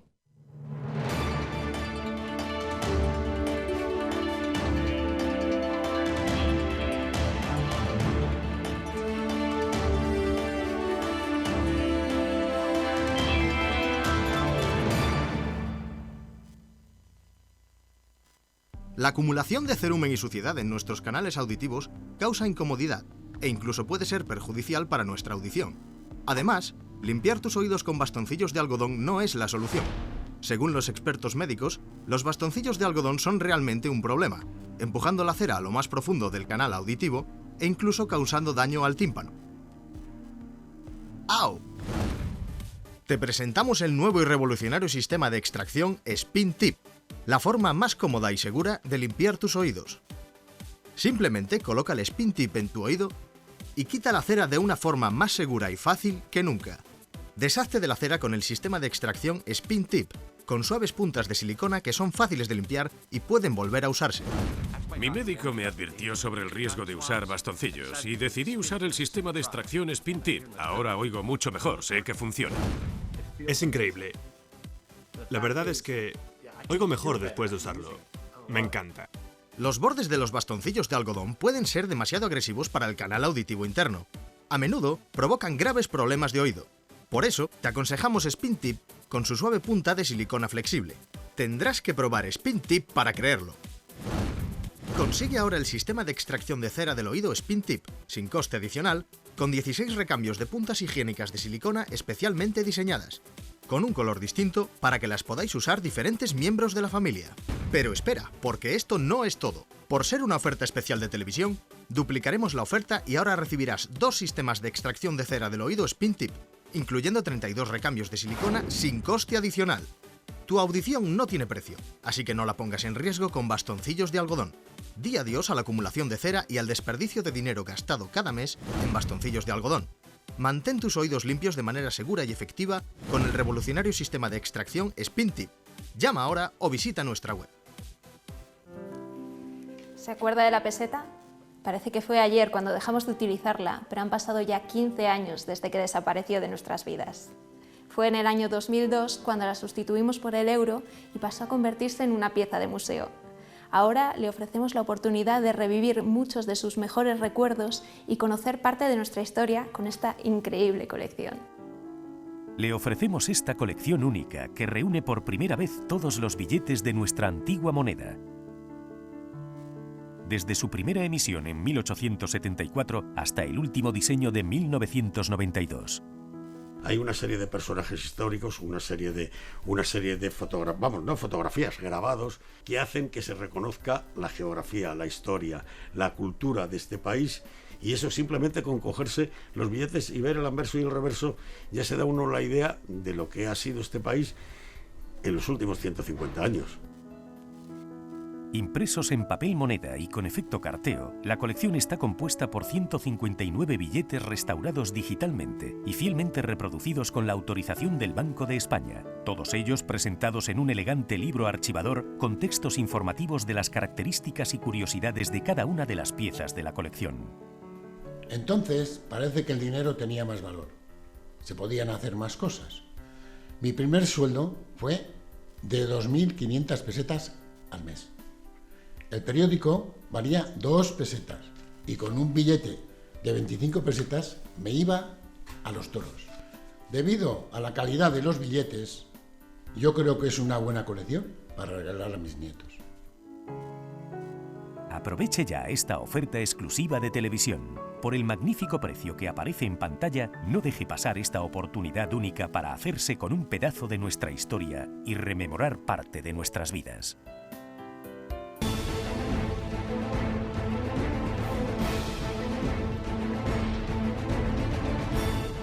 España, nación de naciones, va a llegar. Visca Catalunya, lliure y soberana. Diré que yo soy el Lehendakari más peligroso para sus intereses. Independent en forma de república. Todos estos que acaban de ver hablan mucho, muchísimo, posiblemente hasta demasiado en el resto de canales. Y se les hace una crítica, pero pequeñita. Aquí va a ser al revés, en Distrito TV va a ser al revés. Aquí ellos van a poder hablar, por supuesto, pero la crítica va a ser mucha, muchísima, va a ser tremenda. ¡Hala! Con España Cuesta, todos los domingos de 10 a 12.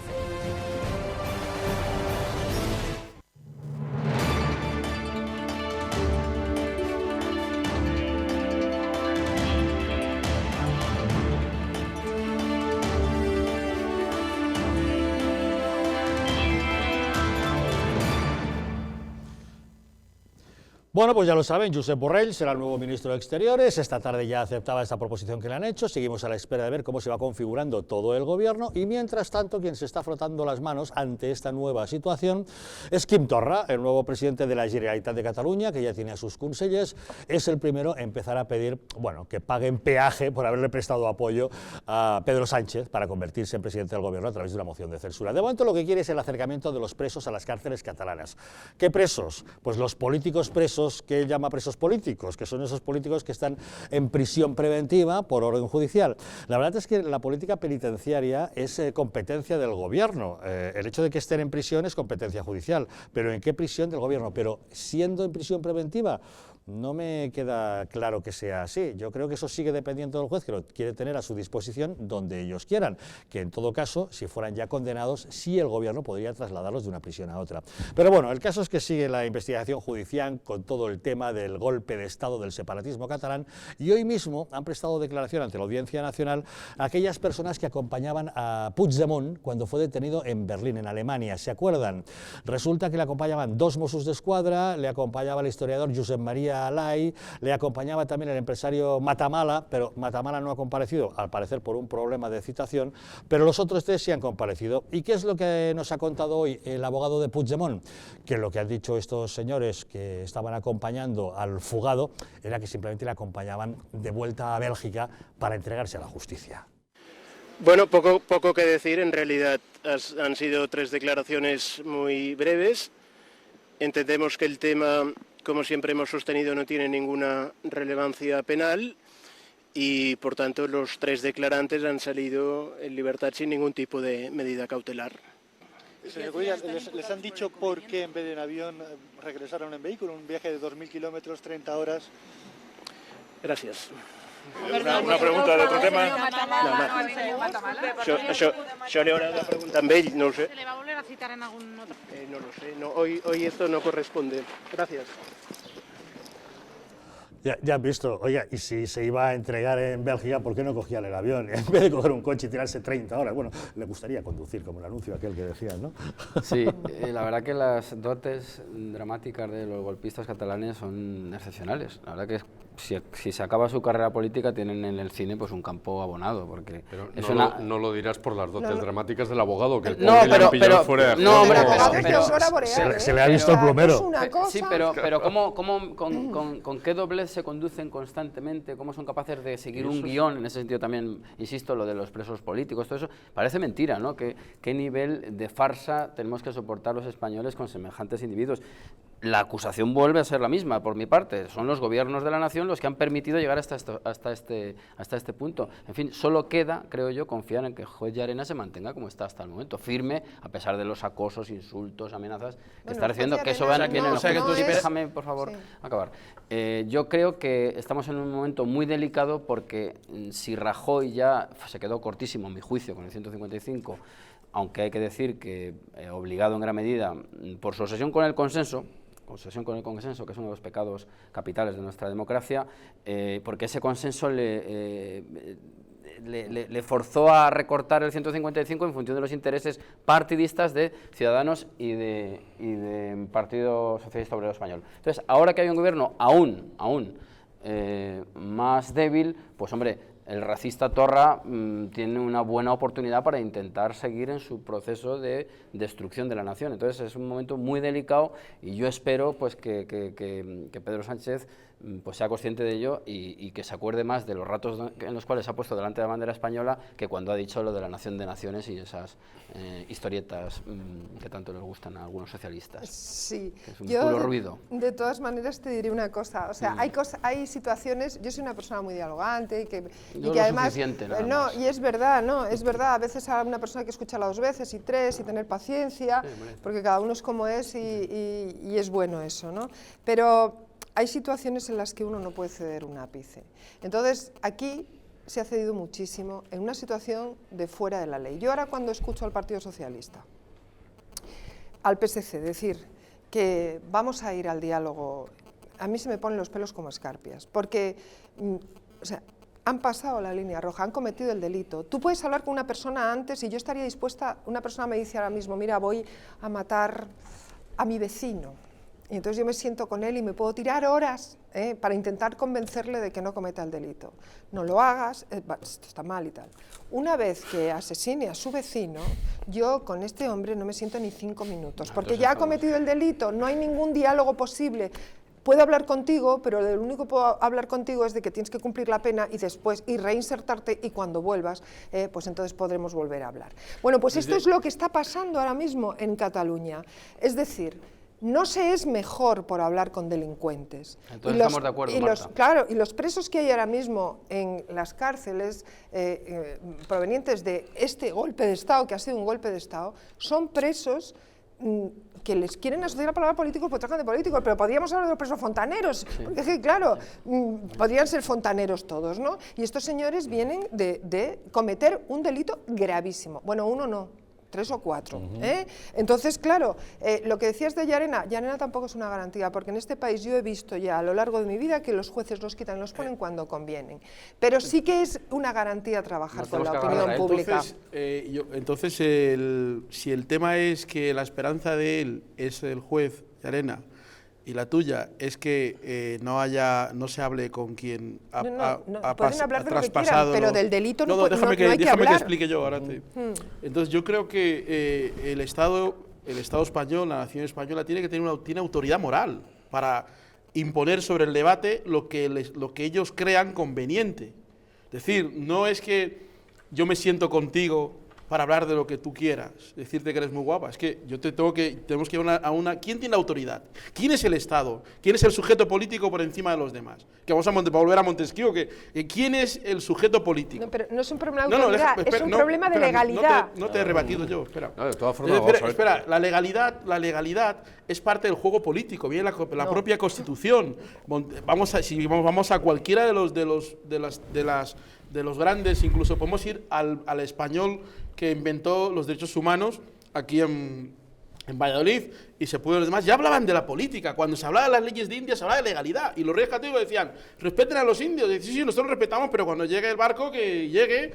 Pero hay un debate sobre la legalidad en lo político. Lo que quiero decir es que quien tiene que ejercer la autoridad sobre lo que se habla es el Estado español. Es decir, es como cuando tú tienes 2 hijos, uno es mayor y otro es pequeño, se pelean, ¿y quién es el más responsable? ¿El mayor?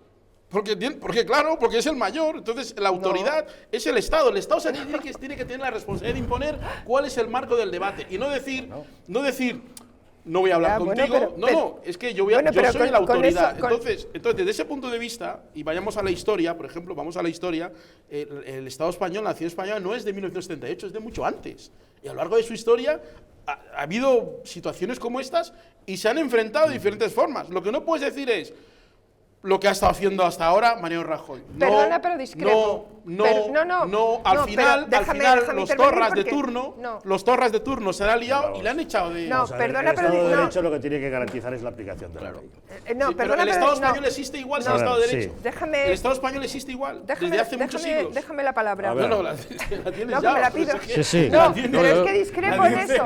Me encanta veros discutir, pero os recuerdo una cosa, estáis discutiendo que no se puede hablar con los independentistas porque han cometido un delito. No estoy diciendo pero eso. Quim Torra y su gobierno no tienen ningún delito. Se puede hablar perfectamente. Es que no he dicho eso. He dicho que no se puede hablar con los independentistas del delito que han cometido los presos que están en Extremera, por ejemplo. De eso no hay punto de negociación. Podemos hablar de economía, podemos hablar de servicios sociales, de modelo de Estado, podemos hablar de muchas cosas, pero de eso no se puede hablar. No se puede hablar porque eso es un delito. Segundo, me toca. Segundo, el tema ella dice que le toca, y luego dirá que le vuelve a tocar. Claro, que acabe la idea y entonces dejaremos hablar a Alberto. Vale, Alberto.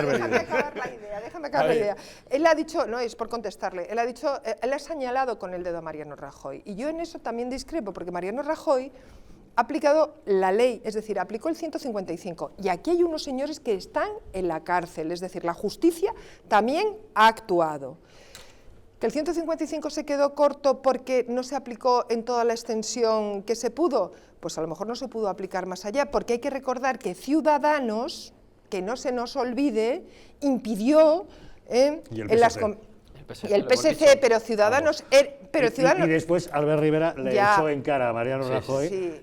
Sí, pero Ciudadanos, que era el socio del gobierno y que lo apoyaba, impidió, por ejemplo, la intervención de la televisión, catalana. A ver, Alberto. No, yo lo que quería recordar es eso, que el diálogo es perfectamente posible. Es más, es completamente deseable en este momento. Ver cuál es el resultado de ese diálogo es lo que tendremos que mirar y con lupa en los próximos, pues seguramente semanas, más que meses, ver qué resultados puede alcanzar Pedro Sánchez. Pero es muy aconsejable, es imprescindible que Pedro Sánchez y este señor que tenemos en pantalla, Quim Torra, dialoguen sobre lo que hay que dialogar. Efectivamente, como dice Marta, no deben dialogar sobre si acercamos presos o no acercamos presos, porque eso está en manos de los jueces. Ahí se acabó la historia. Si creemos en la separación de poderes, lo que tenemos eso depende del judicial y no del ejecutivo. ¿Cuál es el encaje de Cataluña? Y no dar la imagen, y no dar la idea de que el Estado español es algo que cualquiera puede decir sobre ello lo que quiera. No, el Estado español tiene una autoridad para decirle no a las cosas. Es el Estado de Derecho y punto. Pero bueno, yo quería hablar contigo de un asunto en concreto. Quim Torra, el supremacista, el racista, el xenófobo. Me consta que tú vienes de Barcelona y que te has visto con Quim Torra. Sí. Cuéntanos. Me he visto con el presidente Quim Torras porque ha ido a la Escuela de Artes de Massana, que está en el Raval, a visitar un encierro de inmigrantes. ¿Un encierro de inmigrantes? ¿Para qué? ¿Para quitarse de personas, encima? Personas inmigrantes, porque la prensa dice subsahariano, por debajo, inmigrantes, pero somos cristianos, no dicen lo mismo. Volvamos al tema. Personas inmigrantes. ¿A qué ha ido? A sacudirse de encima la fama que tiene de racista, xenófobo y supremacista. Bueno, esa ha sido una, entre otras cosas. Había entre esos compañeros inmigrantes que están ahí encerrados hace tiempo, 42 días, les mando de aquí un abrazo y un beso. El señor Quim Torras ha ido a sacudirse todo eso, pero dentro de la gente que está en el encierro había también una posición como la de ella, ¿no? Que no venga aquí a utilizarnos para luego quitarse encima el muerto de que es un racista, que es un xenófobo, que sus declaraciones así lo dicen. Es decir, una persona con ese tipo de declaraciones, si estuviéramos en cualquier otro país, en Estados Unidos, pues serían los blancos de Alabama, de Jackson. Aquí de racismo no se trata de blancos y negros. No, digo, si estuviéramos en Estados Unidos, aquí, el señor Quim Torras... Aquí este supremacista diferencia dos clases de españoles. Los buenos de clase superior, que son ellos, lo que ellos consideran los catalanes, frente al resto de españoles a los que ha dicho algo peor, ha dicho que los españoles son peor que los africanos. O sea... bueno, falta decir. Suerte que lo has dicho tú, no, te lo digo para que entiendas. Le ha falta decir que ya es decir, ¿verdad? Para que entiendas que aún así toda esa gente que están dentro de ese encierro, y algunos de ellos son africanos, aún así han habido a bien a que el presidente fuera allí a escuchar sus reivindicaciones y, por supuesto, a aprovecharse políticamente, como cualquier político, de esa presencia mediática, porque no solamente la gente unionista le tacha de racista, también muchísimas personas que, siguiendo lo que dice el señor Quim Torras, y si el señor Quim Torras, en vez de ser catalán, fuera de Madrid, pues ya se montarían habría juicios hasta no sé dónde. Pero, ¿qué ocurre? Que en este caso él ha ido a buscar, a intentar, pues los encerrados les interesa que el nuevo presidente se comprometiera a los temas que tienen que ver con los derechos, las redadas que hay en las calles contra muchísimas personas, y que él argumenta que eso es culpa de los españoles, cuando la Generalitat de Cataluña tiene responsabilidad, que la Generalitat de Cataluña, no olvidemos, es una delegación del Estado español, no es algo al margen del Estado español. Y por esa debilidad que yo antes decía, de no tener un argumento moral para decir, no, es que esto es una delegación del Estado español, la nación española, pues eso va colando y al final llega un momento en que la gente piensa que Torras es el presidente de Cataluña, como se dice en algunos medios. Me imagino es el presidente de la de Cataluña. Me imagino que tú se lo recordarías cuando quedaste con él. A mí y a otras personas que estábamos allí no se nos permitió ser parte de la comisión que tenía una interlocución directa con el presidente. Quizás porque nuestro punto de vista en relación a algunas cosas no coincidía con algunas otras, pero bueno, nosotros en los días previos pudimos dar nuestra opinión al respecto del tema. Sí, Quim Torras es un racista, pero que venga y que escuche lo que hay que decir. Hombre, y que se le llame racista y se le diga algo. Porque el racista el famoso que nos llama hienas y estas cosas, que es que las tiene escritas. Por lo visto le molesta que se lo recuerden. No haberlo escrito, claro, es que eso queda, ¿no? Claro, él tiene que tener mucha prisa. Pero me encanta él tiene que tener mucha prisa en hacerse fotos con negros, con verdes, con azules, porque es que tiene que lavar su imagen, porque eso es impresentable. Es que creo que en toda Europa, tanto que nos gusta Europa, en Europa no creo que haya muchos casos similares a Torra, en ese sentido tan claramente racista. Es bueno, ¿Con poder institucionalizado? Bueno, con poder local, pero sí que No, pero con poder de la escala de este sujeto. Bueno, pero es bueno, que en España y ganando que en España la opinión pública en Holanda. Este señor no tiene tanto poder, representa, me parece, creo que llegan a sumar entre 2 millones de votos, ¿no? Pero Marta sigue todavía presidente de 7 millones de catalanes. 7 millones de catalanes. Perdona, porque aquí cuando a uno le llaman presidente es presidente de todos. Claro. De todos. Los de su territorio, no solo de los que le han votado. No podemos caer en la trampa de que es presidente de los suyos, que esa es la trampa mortal en la que se cae continuamente. Este señor representa a todos los avecindados en Cataluña. 7 millones de catalanes que supone el 20% del PIB. Yo creo que Marta tiene lo que antiguamente se llamaba en algunos círculos una desviación en cuanto a entender que ha tenido que el director recordar que cuando uno gobierna para todos y que ese poder de los 7 millones no es de un grupito que le han votado, es de todos y en la política general el peso de la política es el peso de la política. No importa que este señor, que es un racista, por lo menos ha conseguido que la opinión pública española, el debate del racismo, esté en el debate político, porque antes se decía, en las tertulias, yo he ido a tertulias y se decía, sí, bueno, pero da igual, uy, si es que estáis muy obsesionados con el racismo. Pero ¿cómo que no? Si este señor está diciendo todo eso y por fin alguien le ha dicho, oiga, que usted no puede insultar a la gente ahora, ni puede... Ahora ya tenéis un icono, hay una fiscalía. Lógicamente, no, hay una fiscalía de delitos de odio. ¿Por qué no actúa la fiscalía de delitos de odio? Tenéis que imitarle a Guinea. ¿Por qué? A ver, Marta quería responder, entonces la vamos a dejar. No, a mí el tema del racismo de Torra me parece puramente anecdótico. No creo que sea lo más importante que pasa en él. Es lo que más llama la atención. Es lo que más llama la atención. Pero a mí lo que más me preocupa es... que es incapaz de percibir un tipo como este que debería ser, bueno, es que tampoco es nadie, o sea, es un muñeco de ventriloquía. Es el presidente. No, bueno, vamos a poner las cosas en su justo medio. Este señor tampoco es un señor que dé mucho de sí, sino que ha sido puesto ahí por descartes, y aquí el que de verdad hace y deshace, quita y pone, es Puigdemont. Pero bueno, en cualquier caso, a mí lo que más me preocupa del PDeCAT y de RC y de los independentistas es la falta de visión del proyecto europeo, que eso es gravísimo. Desayunaba hace unos meses, bueno, un mes escaso, con el ministro con el vicepresidente del gobierno francés en un desayuno de prensa, y nos dio a todos una lección importantísima. Nos vino a decir que si nosotros lo que queríamos hacer era trabajar para los chinos o trabajar para los Estados Unidos. O para los alemanes, a lo mejor. No, que va. Trabajar, si me dejáis acabar os lo cuento. Trabajar para los Estados Unidos. Y entonces me llamó mucho la atención que me dijera eso, y dije, pues dice, pues mira, estamos haciendo todo lo posible para trabajar para los norteamericanos, para los Estados Unidos o para los chinos, porque trabajan juntos. Hay un motor estadounidense, hay un motor chino y hay 44 motores europeos. Yo no sé, no puedo competir. O sea, si no somos capaces de hacer un motor, y me lo dice en el caso de una máquina, dice, bueno, pues el proyecto político es lo mismo. Al final terminaremos haciendo lo que dicen los norteamericanos o haciendo lo que dicen los chinos, porque somos incapaces de trabajar con un proyecto político común.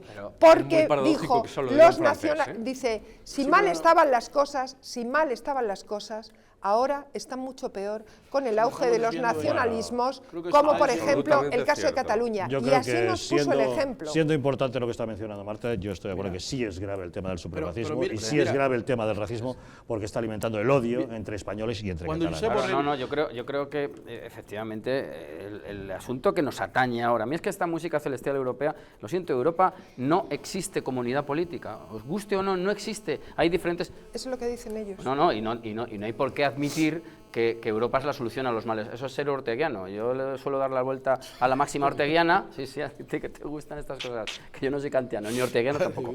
España es el problema, Europa es la solución. Yo suelo decir al contrario, y a las pruebas me remito. ¿Dónde están los golpistas? No están en África, están en Europa. O sea, que se nos quiten ya esas ensoñaciones europeístas. En la Europa que ahora está deshaciéndose en parte, un segundo, que se está deshaciendo en parte, no olvidemos que está fundada sobre un proyecto estadounidense de la Guerra Fría que vino al hilo del Plan Marshall y la Europa que todos conocemos y el fortalecimiento de Alemania como dique antisoviético. Entonces, tengamos un poco de perspectiva porque Europa no es en absoluto, creo yo, la solución. Insisto, esta noche, Puigdemont está en Berlín. No está en otro sitio, no está en Estados Unidos, o sea que la solución, a mi juicio, no pasa en absoluto por Europa. Y el problema es el que yo creo que se está intentando, al que está intentando reconducirnos Algarra. El problema es un supremacismo dentro de la propia nación española, impulsado por el mayor representante del Estado en esa región que no o en se esa cree comunidad nadie autónoma. Fuera de esos 2 millones de personas. Es que la gravedad es que ese señor dice representar a los del lacito amarillo, en absoluto representa a la nación allí, pero además para gobernar a todos los que hay en esa región. Y eso creo que es lo grave. Mira, es más, yendo al hilo de lo que se ha dicho, la importancia y la gravedad del tema del racismo, el día que Josep Borrell publique sus memorias, que sé que las tiene ya escritas, contará lo que pasó. Ahora va a tener que cambiarlas con el nuevo ministerio, pero bueno. Sí. Supongo que contará lo que pasó. Tendría que añadir nuevos capítulos. Vale, supongo que contará un hecho que sucedió un día cuando la señora Condoleezza Rice se levantó de la mesa porque un ministro de España, con esas ideas de que no pasa nada con el racismo, dijo algo y dijo una frase y entonces la delegación americana se quedó mirando y el otro también se quedó mirando, le dijo, ¿y qué? Y hizo así como diciendo, pero no pasa nada. Sí pasa, porque claro, estamos hablando de que el presidente de la Generalitat de Cataluña o de la Comunidad de Madrid o de cualquier región de Europa asume discursos racistas, xenófobos y supremacistas desde la institucionalidad. Hablamos de que el racismo es institucional, es una perspectiva institucional, no es que es un tipo que pasaba por ahí y la plaza de San Jaume estaba borracho y dijo, negros no, es él desde el balcón, está hablando desde el balcón, entonces eso... Sí, pero es un discurso que no compra la mayoría de los españoles, afortunadamente. Déjame que termine. Y eso tiene que ver con lo siguiente, históricamente los negros han preferido siempre el racismo de la derecha que el de la izquierda, porque el racismo de la derecha era un racismo evidente y claro, el de la izquierda era el que decía, si no pasa nada. Martin Luther King decía, prefiero a aquellos del Ku Klux Klan que a los que me encuentro en la iglesia y si dicen que no han visto nada y hay un señor colgado en la puerta de su casa. Alberto, ibas a añadir algo que no te han dejado de este No, yo estaba ahora en Europa y en la visión no orteguiana de Iván y no estoy de acuerdo con ella. Yo sí soy absolutamente europeísta, evidentemente, y me parece que no estaríamos en esta situación sino en una muchísimo peor si Europa no existiera. Es decir, Europa ha conseguido frenar algo que veíamos galopante y que el Estado español no iba a poder frenar, que era la independencia. Así de sencillo. La declaración de independencia se hubiera podido producir... ¿La frena Europa? Sí, sin ninguna duda. Qué sorpresa. Hombre, vamos a ver. ¿Europa ha frenado? Frena Europa, efectivamente. Y os digo, vamos a ver, si no estuviéramos ahora mismo en una declaración de independencia, o sea, pongamos la situación en la que España no fuera parte de Europa, si esa España fuera de Europa se hubiera tenido que enfrentar al problema catalán, teníamos dos opciones. O Cataluña era independiente a estas alturas, o estábamos ahora mismo en una guerra entre estás abriendo un Estado. nuevo debate. La verdad es que tenemos más asuntos que abordar. Vamos a hacer una pequeña pausa y de inmediato volvemos para contarles un asunto que se produjo la semana pasada. Se lo mencionamos de pasada el pasado viernes, puesto que la actualidad era tal con la moción de censura que fue imposible hablar de ello. Es la sentencia de Alsasua. Ya saben, han sido condenados los agresores que apalearon a los 2 guardias civiles y a sus novias, pero han sido condenados a penas máximas, pero por desórdenes públicos, no por un delito de terrorismo. Ahora tenemos ocasión de analizarlo.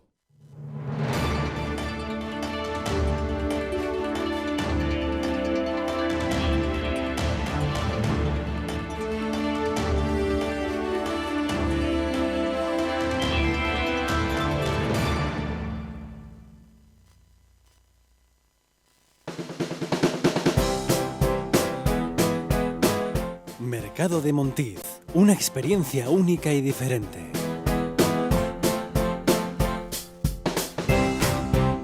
Basados en la gastronomía tradicional.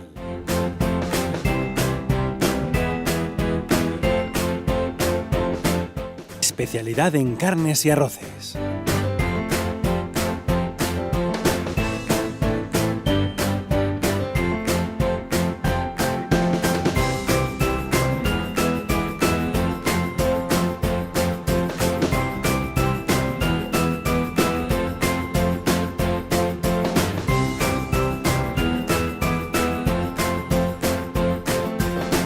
Mercado de Montiz. Ven y disfruta de un momento único. ¿Se pasa cada día y cada hora sentado o de pie sin hacer ningún ejercicio? La falta de movimiento puede dañar su salud y causar problemas circulatorios graves. Esto causa inflamación de piernas, varices, dolores persistentes o males peores. Pero ahora llegó Lexercise. El producto para las piernas fácil de usar que alivia el dolor y mejora la circulación sin hacer ejercicio. Lexercise convierte el estar sentado, descansar y ver la televisión en un ejercicio cardiovascular eficaz y saludable. Solo enchúfelo, coloque sus pies en los pedales y seleccione la velocidad. Así de simple. A través de una técnica pasiva patentada, Lexercise crea un movimiento de piernas constante que ayuda a que la sangre fluya hasta el corazón. Estimula la eliminación de toxinas y rejuvenece la sangre de los músculos para conseguir una circulación adecuada. Puede eliminar las varices, los coágulos de sangre, la inflamación de las piernas e incluso la celulitis. También hace que sus pies y piernas se sientan fabulosos, sin necesidad de un ejercicio agotador. ¿Suena sencillo? Lo es. Ni siquiera notará que está funcionando, pero aún así obtiene resultados increíbles. Utilícelo diariamente en su casa, en el trabajo, en cualquier parte, sin hacer ningún cambio en su rutina diaria. Cuando pienso en Lexercise, no tiene complicaciones. Solo lo enchufas y funciona. Lexercise incrementa totalmente su energía. Lexercise es completamente ergonómico, así que es cómodo de usar y su diseño de construcción muy resistente le permite usarlo sin interrupción durante horas. No pierda dinero en gimnasios ni en terapias físicas costosas. Llame ya y pida su Lexercise en esta oferta exclusiva de televisión. Pero espere, si usted llama en los próximos 5 minutos, reduciremos su precio a la mitad. Así es, 50% menos, pero tiene que llamar ahora mismo. Póngase en movimiento incluso cuando esté quieto con Lexercise.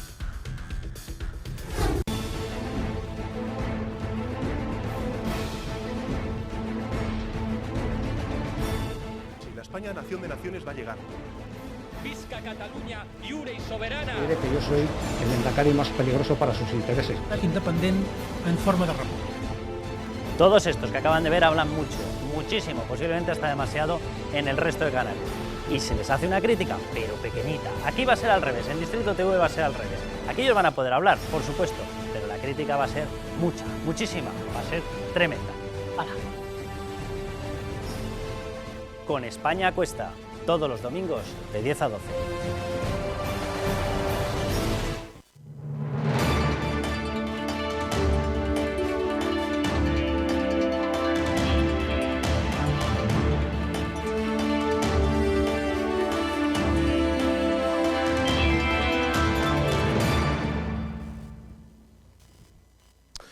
En otras circunstancias, seguramente hubiera sido una noticia que hubiera, llenado muchas columnas de opinión, generado mucha polémica en muchas tertulias, pero sin embargo ha pasado casi desapercibida. Es la sentencia que ha condenado a los agresores de Alsasua. Ya saben, esa horda que atacó, apaleó a patadas y puñetazos a los 2 guardias civiles y a sus novias que trataban de protegerles. Han sido condenados a penas elevadas, sin lugar a dudas, pero lo han sido por una cuestión de desórdenes públicos, pero no por un delito de terrorismo. Y la gran pregunta es, ¿realmente no es un delito de terrorismo? ¿No es una cuestión de odio dirigido por el mero hecho de que las 2 personas a las que agredieron eran guardias civiles?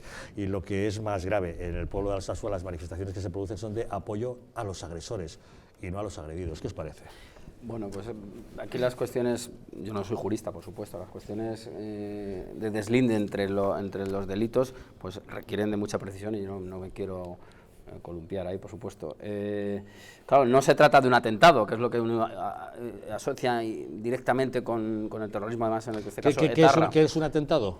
Pues un atentado pues es un proyecto de violencia que trata de producir unos efectos políticos, es lo que ha buscado ETA todo el tiempo. Por ejemplo, ¿matar a un concejal es un atentado? Pues sí, claro. ¿Pegar a un guardia civil es un atentado? Sí. Bien. Sí, gracias, soy testigo. Que no seré yo quien defienda a esta gente. No, si yo precisamente lo que... Es que entendemos atentado solo pistola o bomba lapa, coche bomba... No, pero entiendo que el atentado tiene que tener cierta premeditación, es mi opinión.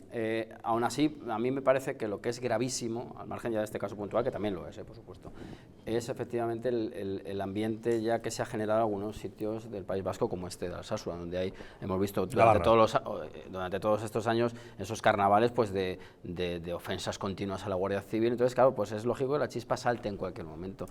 La situación es gravísima. Más allá de que esto se resolviera y más allá de que esta gente se pudriera en la cárcel, que a mí no me importaría en absoluto, y lo digo con toda claridad, perdonad la crudeza, yo creo que el problema es el ambiente. O sea, el problema más grave es que esto, por mucho que se neutralizara a estos sujetos, tenemos pues una población de reposición de este odio, ¿verdad? Odio. Sí. Hace unos días hablábamos de odio en Cataluña, en las playas, No, odio total, entre catalanes. total. Alguien está sembrando esa semilla del Sí, odio. sí, En el País Vasco, en Navarra, odio.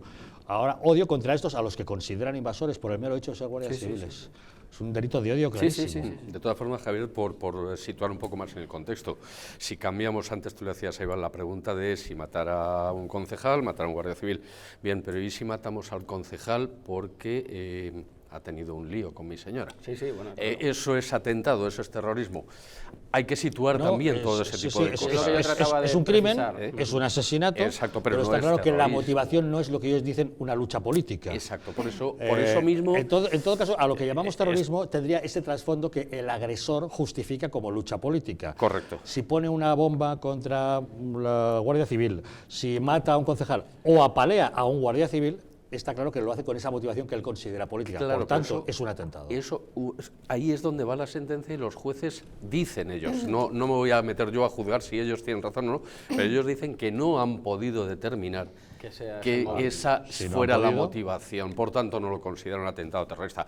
Es muy complicado. Lo que es evidente, Alberto, es que no fue una reyerta en un bar como algunos pretenden decir. No, eso no fue una vulgar reyerta en la que se dan 2 puñetazos y luego... Porque estaban borrachos. O beben o se odian. No fue eso exactamente. No, está claro que todo viene alimentado por el ambiente que hay de hostilidad brutal. ¿No? Es como cuando a un hombre le golpearon con el sillín de una bicicleta por la espalda porque llevaba unos tirantes con la bandera española. Eso no es una reyerta de un bar cualquiera. Eso parece un delito de odio. Un delito de odio, ¿no? Una motivación. Sí, pero yo creo que hay que distinguir entre lo que es el delito de odio y el de terrorismo. Yo creo que en este caso se dan los dos. Se da el delito de odio, por un lado, y el delito de terrorismo, que podemos llamarle atentado o lucha terrorista o como quieras llamarle, pero en cualquier caso yo creo que los jueces, que ahora se da mucho, o sea, se da mucho, en la sentencia de la Manada ha pasado lo mismo, que yo esto me lo sé muy bien, los hechos probados son clarísimos y se fundamentan, y sin embargo la sentencia va contra hechos probados. Aquí estos individuos pertenecían a una organización terrorista llamada OSPA. Es una organización que está catalogada como una organización ideológicamente con ideas de lucha armada, lucha en la calle, está probado que pertenecían a esa organización, que es una organización cercana a ETA, y los jueces se lavan las manos diciendo una cosa muy curiosa que a mí me llama mucha atención, dice, cuando se producen los hechos ni siquiera eran mayores de edad. Y claro, yo no estaba en la sala, pero te dan ganas de decir, ¿y? O sea, con perdón, el culo con las témporas, es decir, ¿tiene algo que ver uno no ser mayor de edad para poder ser imputado en un delito de terrorismo? Pues que yo sepa, a día de hoy, si lo cometes, no. Entonces, es algo que yo creo que esta sentencia es una sentencia influenciada por algo, por alguien, no te puedo decir exactamente quién, pero tiene toda la pinta. Y se produce justo en un momento en el que hay una situación de ETA, de entrega de armas, de que se acaba con ETA, que esto ya se ha acabado y tal, y que no conviene moverlo. Y entonces, claro, como en mitad de una historia... Eso deja en mal lugar a la independencia judicial, ¿no? Me da igual, pero es que todo esto no pinta bien, te lo tengo que decir. O sea, cuando tienes a un grupo de individuos que pertenecen a una organización terrorista, cuando en los hechos probados en la sentencia queda claro que lo que han hecho ha sido una acción para intentar expulsar, que lo dice, de una manera automática, a ver dónde lo tengo, resalta la sentencia, que hay una vinculación real, dicen que no hay una vinculación real de los procesados con ETA, pero que sin embargo hay una vinculación con OSPA, y que además había, por parte de estos individuos, un ambiente generalizado en Alsasua para intentar expulsar a los guardias civiles de allí. Todo eso viene en la sentencia, en los hechos probados, y luego resulta que el fallo dice que no hay delito de terrorismo. Yo me temo muy mucho es porque estamos en un contexto en el que no conviene para nada que aparezca ahora mismo un delito de terrorismo cuando estamos cerrando las puertas de esta organización, aunque yo tampoco me creo mucho de eso del fin de ETA, todo hay que decirlo. Yo que siempre he estado en contra de la ley de delitos de odio porque entendíamos que era un gambalache para que algunas ONGs, como el Movimiento contra la Intolerancia o Racismo y demás, se hicieran ricos a costa de los negros y otros inmigrantes. En este caso tengo que decir que hay una evidencia clara de que detrás de todo esto, en la pelea y lo demás, había una motivación clarísima de atacar o de agredir, y que se sabía perfectamente a quién se agredía. Eso al margen de lo que luego ya las disquisiciones que podamos hacer, ¿no? Y también hay una cosa que me llama la atención, que es el agravio comparativo tan grande, es decir, 15 personas mueren en la valla y no pasa nada. Un mozo entra en la casa de un tipo, lo tira por la ventana, no pasa nada. Un mozo mata a su compañero para que no testifique porque había matado a un inmigrante, y resulta que una tipa declara la independencia y no le pasa nada, y unos tipos como estos hacen lo que han hecho, y con todo el respeto, ¿no?, a la justicia, pero no hay esa misma contundencia que existe con otras cosas mucho menores, en un caso como este, que además no es algo extraño. Por lo menos ahora ha habido un juicio, pero quizás a lo mejor hace 20 años siquiera no hubiese habido a lo mejor un juicio de estas características. Pero sin embargo, yo creo que al margen de lo que opine la justicia, yo creo que las motivaciones ideológicas sí tienen que haber existido, por supuesto, pero porque además en los interrogatorios que hubo, los propios acusados manifestaban cierta, digamos, que en el pueblo hay una cierta hostilidad hacia la Guardia Civil, y en este caso conectamos con el caso anterior. Y hay una especie de, digamos, la palabra odio a lo mejor es muy fuerte, pero sí hay una especie de hostilidad hacia todo lo que represente España o todo eso. Entonces eso sí forma parte de un marco ideológico. Y si el crimen es una cuestión, los crímenes de odio tienen que ver con la ideología, como antes ha dicho Javier y has dicho tú, yo creo que en este caso el tema para mí es bastante claro, y que no estoy para nada, no tengo muy claro que la sentencia que se haya dado se ajuste a lo que debía haber sido.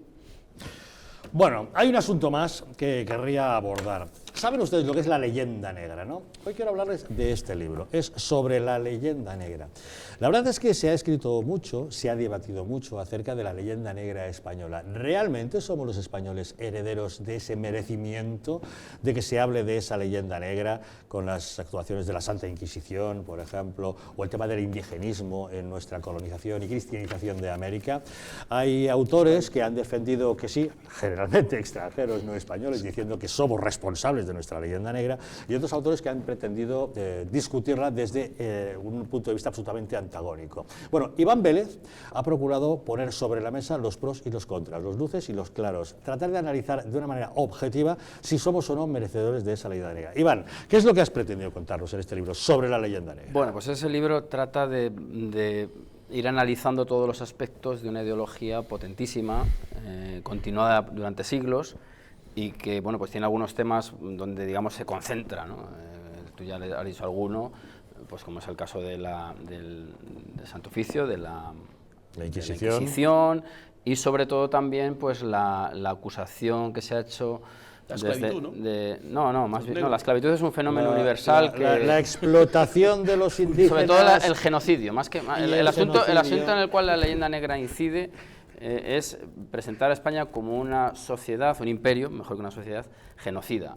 Bueno, pues no hay más que ver el fruto de la presencia, fruto social de la presencia de España en América. El mestizaje es absolutamente total, ¿no? Aparte de que luego pues se les incorporó a instituciones en distintos grados, por supuesto, no hay ninguna sociedad perfecta, no estamos en un mundo kantiano, y entonces pues se incorporó a los naturales en diversas escalas en las instituciones políticas y religiosas. Es decir, fueron incluidos en estructuras de cabildo, en estructuras virreinales, y también pues sumados al catolicismo, que era uno de los impulsos que llevan a los españoles a cruzar el Atlántico buscando las Indias y encontrarse con ese continente lleno de una serie de sociedades que además no eran precisamente pues sociedades arcádicas, ¿no? Tenían instituciones como la antropofagia, la esclavitud también la tenían, por supuesto, y otros muchos, la idolatría, que hoy desde la perspectiva de la etnología nos puede parecer muy interesante, pero desde la perspectiva de un católico del XVI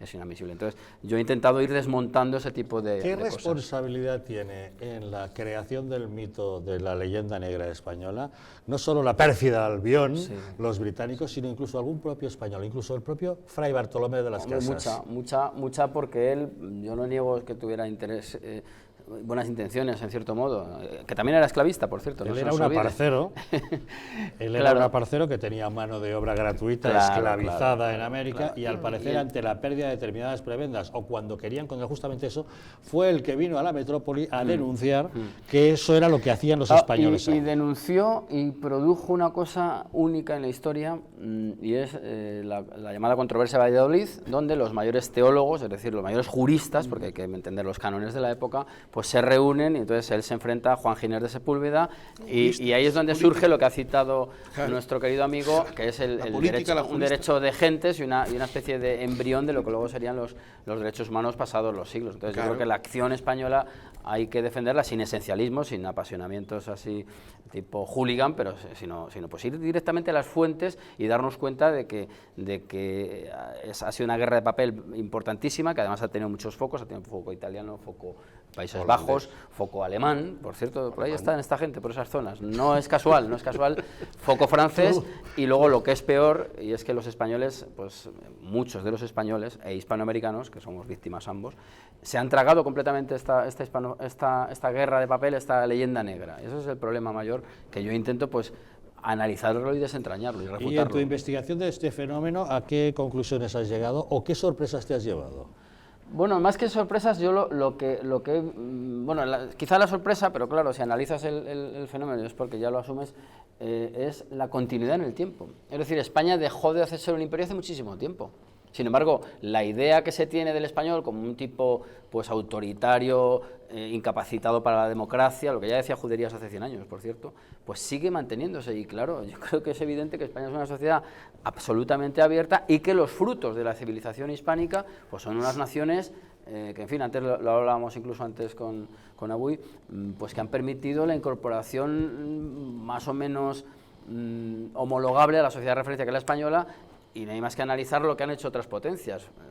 Vimos lo que pasó en Haití hace poco con lo que destapó el huracán, pues una sociedad absolutamente devastada en lo social. En fin, hemos visto los frutos que ha dejado Inglaterra en la India, pues con una sociedad de castas pues que impide, o sea, que está compartimentada. Es decir, que cuando uno coteja la obra española con la obra de otros imperios, porque estamos en escalas imperiales, pues nos damos cuenta, o creo yo, que el Imperio Español sale muy bien parado si nos quitamos complejos. Claro, es que lo sorprendente es la asunción, insisto, de estos complejos y de esta propaganda. El problema de los españoles es que somos cainitas y autodestructivos. Eso, por supuesto. Yo me gusta siempre recordar la frase del mariscal Bismarck, cuando dice aquello de que somos el pueblo más poderoso del mundo porque llevamos 5 siglos intentando autodestruirnos y no lo hemos conseguido. Bueno, estamos ahora en ello. Pero, bueno, que nos den tiempo. Pero vamos a intentar hacer buenas las palabras de Bismarck. Pero así como hemos asumido nosotros nuestra propia leyenda negra y somos incapaces los españoles de defendernos ante tal acusación, hay otras figuras como Simón Bolívar, por ejemplo, al que consideran el gran libertador,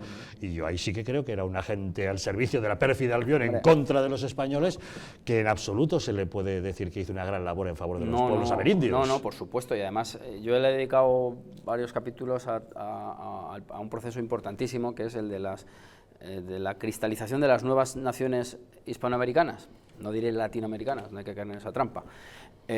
Claro, ahí esos procesos los llevan a cabo élites blancas, criollas y urbanas, entre ellos el propio Simón Bolívar, de ascendencia vasca, por cierto. Pues precisamente en esas guerras que se produjeron, la mayor parte de los indígenas estuvieron del lado realista, del lado imperial. ¿Por qué? Porque se les había permitido una legislación, por supuesto no una democracia de mercado como la que tenemos ahora mismo en España, eso es evidente, eso sería un anacronismo absurdo, pero se les había dejado pues unas estructuras más o menos solventes, autonómicas en cierto modo, y claro, ahí en esos procesos es donde nos damos cuenta del factor tan importante que supuso pues las ideas de la Ilustración, que son muy maniqueas, que son muy discutibles, entre otras cosas, que además negaban la evolución del indio, decían que el indio se estancaba a partir de cierta edad, fue el padre Feijó el que refutó esta tesis, y luego, por supuesto, los intereses muy espurios y muy económicos que tenía el imperio de la pérfida Albión, como tú dices, pues están evidentes, y además esos próceres, esos hoy próceres, porque el indigenismo se ocupará de cargárselos, estaban todos imbuidos de estas ideologías. ¿Cómo es posible que todavía hoy, 5 siglos después, en América se siga considerando muchos elementos como válidos de esa ley negra española? Pues porque ya cuando se configuran esas naciones, se procede a una reescritura de la historia, que busca en gran medida conectar con el pasado prehispánico y poner entre paréntesis la obra española. Por ejemplo, las logias masónicas que se implantan desde una gente que yo trato ahí, Joel Robert Poinsett, el azote del continente, el nombre ya dice mucho. Él implanta una serie de logias masónicas en México y a todas les pone nombres prehispánicos. ¿Para qué? Pues para intentar buscar en lo anterior a la obra española pues elementos democráticos o de tolerancia, y eso es mentira. Quiero decir, uno no tiene más que ir al Museo de Antropología de México para ver que casi todo lo que está expuesto son elementos muy vinculados al sacrificio humano, por ejemplo. ¿Cómo es posible que los españoles seamos incapaces de valorar y salvaguardar nuestro propio patrimonio? Si Estados Unidos, que es un país que apenas tiene 200 años de historia, ha conseguido convertir en un mito mundial la conquista del oeste, con sus cowboys, y se ha convertido en todo un mito cinematográfico y literario, la gran gesta que hizo España con el descubrimiento, colonización, cristianización de América, pase casi como algo desapercibido, que ni siquiera los propios españoles somos capaces de valorar, y que encima desde España vivamos de espaldas a nuestros hermanos americanos. Pues sí, es una cosa absurda completamente, porque les perjudica a ellos y a nosotros, no nos olvidemos. Y con respecto a Estados Unidos está muy bien traído el tema, porque claro, es que la mitad de los actuales Estados Unidos, si uno no tiene más que ir a la toponimia, es hispánica. Es decir, es la expansión del Nuevo México. Una vez que se conquista el Imperio Mexica, pues se va avanzando hacia el norte, y gran parte de la conquista del oeste americano se hace sobre territorios que habían pisado, con las posibilidades de la época, por supuesto, ya los territorios eran vastísimos, por parte de los españoles. No hay más que pensar que Canadá es una palabra de origen español incluso. O sea que claro, es la ignorancia y el autodesprecio, yo creo que es lo que nos hace asumir la leyenda negra, y creo que las instituciones públicas deberían tomárselo también en serio, porque parece una cosa especulativa de tertulia. No, en absoluto. El hecho de que los españoles tengan esa visión tan negativa sobre sí mismos, porque somos fruto también de nuestra historia, es un lastre. Pero tenemos un serio problema si no somos capaces de enseñar a los niños bien nuestra historia y aprender a valorarla. Y si no, échale un vistazo a lo que le pasa a los niños en Cataluña ahora, que a lo mejor les enseñan que en 1714 España invadió Cataluña. Claro, es que lo alucinante de España es que, y esto demuestra además que las obras de filosofía de la historia, que es lo que yo he pretendido hacer, son fundamentales en el sentido de que tienen una operatividad en la vida real. Es decir, si tú a un niño de Tarrasa le enseñas que España invadió Cataluña, estás pues ya predisponiéndole a pensar que son naciones diferentes y que una ha oprimido a la otra o la ha invadido. Es completamente falso. Lo de 1714, como bien sabe el que se tome un par de tardes estudiándolo, pues sabemos que es una guerra dinástica en la cual intervinieron varias naciones, porque las casas reales tenían territorios hoy... Una guerra entre los Borbones y los Austrias. Y lo que quedó es que era el último reducto austracista, quedó en Barcelona, y bueno, pues que la gente además lea el bando de Casanova, cuando dice por la libertad de toda España. De todos los españoles. Lo que hay que ver ahí que se entiende por libertad, pero sí que se habla de España, no de Cataluña. Claro, ese es el problema, que como el régimen autonómico ha atomizado la educación, pues cada uno busca pues fomentar el aldeanismo, las señas de identidad famosas, y bueno, pues claro, ahí no hay quien encaje a un Blas de Lezo, por ejemplo, en una idea de una Euskal Herria prehistórica. Claro, no te puede aparecer un almirante con un telescopio, porque eso es impensable, ¿no? Entonces, pues eso pasa, y creo que tiene mucha gravedad. Pues es una lástima que esa geografía sectaria trate de manipular la historia, porque insisto, creo que es un gran patrimonio que tenemos, y además bien rica la historia de los españoles. Absolutamente. Siglos de historia, tiempos de un gran imperio, tiempos de un gran esplendor. Y además otra cosa que yo quiero animar a la gente, y los mejores archivos después de los vaticanos son los españoles. Es decir, que la leyenda negra se refuta yendo a los archivos. O sea, si nos presentan una imagen, hay que buscar las fuentes, a ver si se compadecen o no con ello. Lo digo porque, por ejemplo, en México, cuando los cronistas hablaban de los altares de cráneos, los zompantlis, muchos dijeron, no, pues estos son justificaciones para la cristianización a la fuerza. Ya, pero resulta que cuando aparecen hace 2 años los cráneos, eso demuestra que esos señores no mentían y que encajan las reliquias con los relatos. Y eso es fundamental, yo creo que es la forma que tenemos de pues, sacudirnos estos fantasmas del pasado. Pues ya lo saben, sobre la leyenda negra, un libro de Iván Vélez, de recomendada lectura, entre otras cosas, para que podamos reivindicar nuestra propia historia. No sé, tú que eres especialista en temas de diplomacia y tal. Yo es que solamente le añadiría el nombre de Bernardo de Gálvez para completar esta galería de generales gloriosos a los que no les hemos hecho ningún caso. Y lo han reconocido en el Congreso. Y sin embargo lo reconocen en el Congreso de los Estados Unidos con un retrato que está allí puesto desde hace relativamente poco, hace un par de años, que es cuando ese retrato ha vuelto al Congreso. Bueno, pero es el famoso retrato de Augusto Ferrer Dalmau. Por ejemplo, también. Pero bueno, el solo hay que nuestro recordar gran pintor que de batallas. sin Bernardo de Gálvez, Estados Unidos probablemente no sería lo que es ahora. Yo solo. Exacto. Una simple cuestión, felicidad por el libro, pero una simple cuestión de orden que es básica para entender algunas cosas. El grueso mayor de Simón Bolívar y de Higgins, San Martín, nunca fueron los indios, fueron los negros, porque son los que se unieron a ellos, porque les prometieron la libertad, los masones, efectivamente. Yo he hablado de indios como opuestos, o sea, estoy de acuerdo contigo. No, lo digo porque cuando se habla en España de todo esto, se obvia, porque claro, si tú vas a Cuba, el 70% son negros, no vieron en Facebook ni en Twitter. De alguna forma estaban allí y esa gente se unieron a estas personas porque les prometieron algo.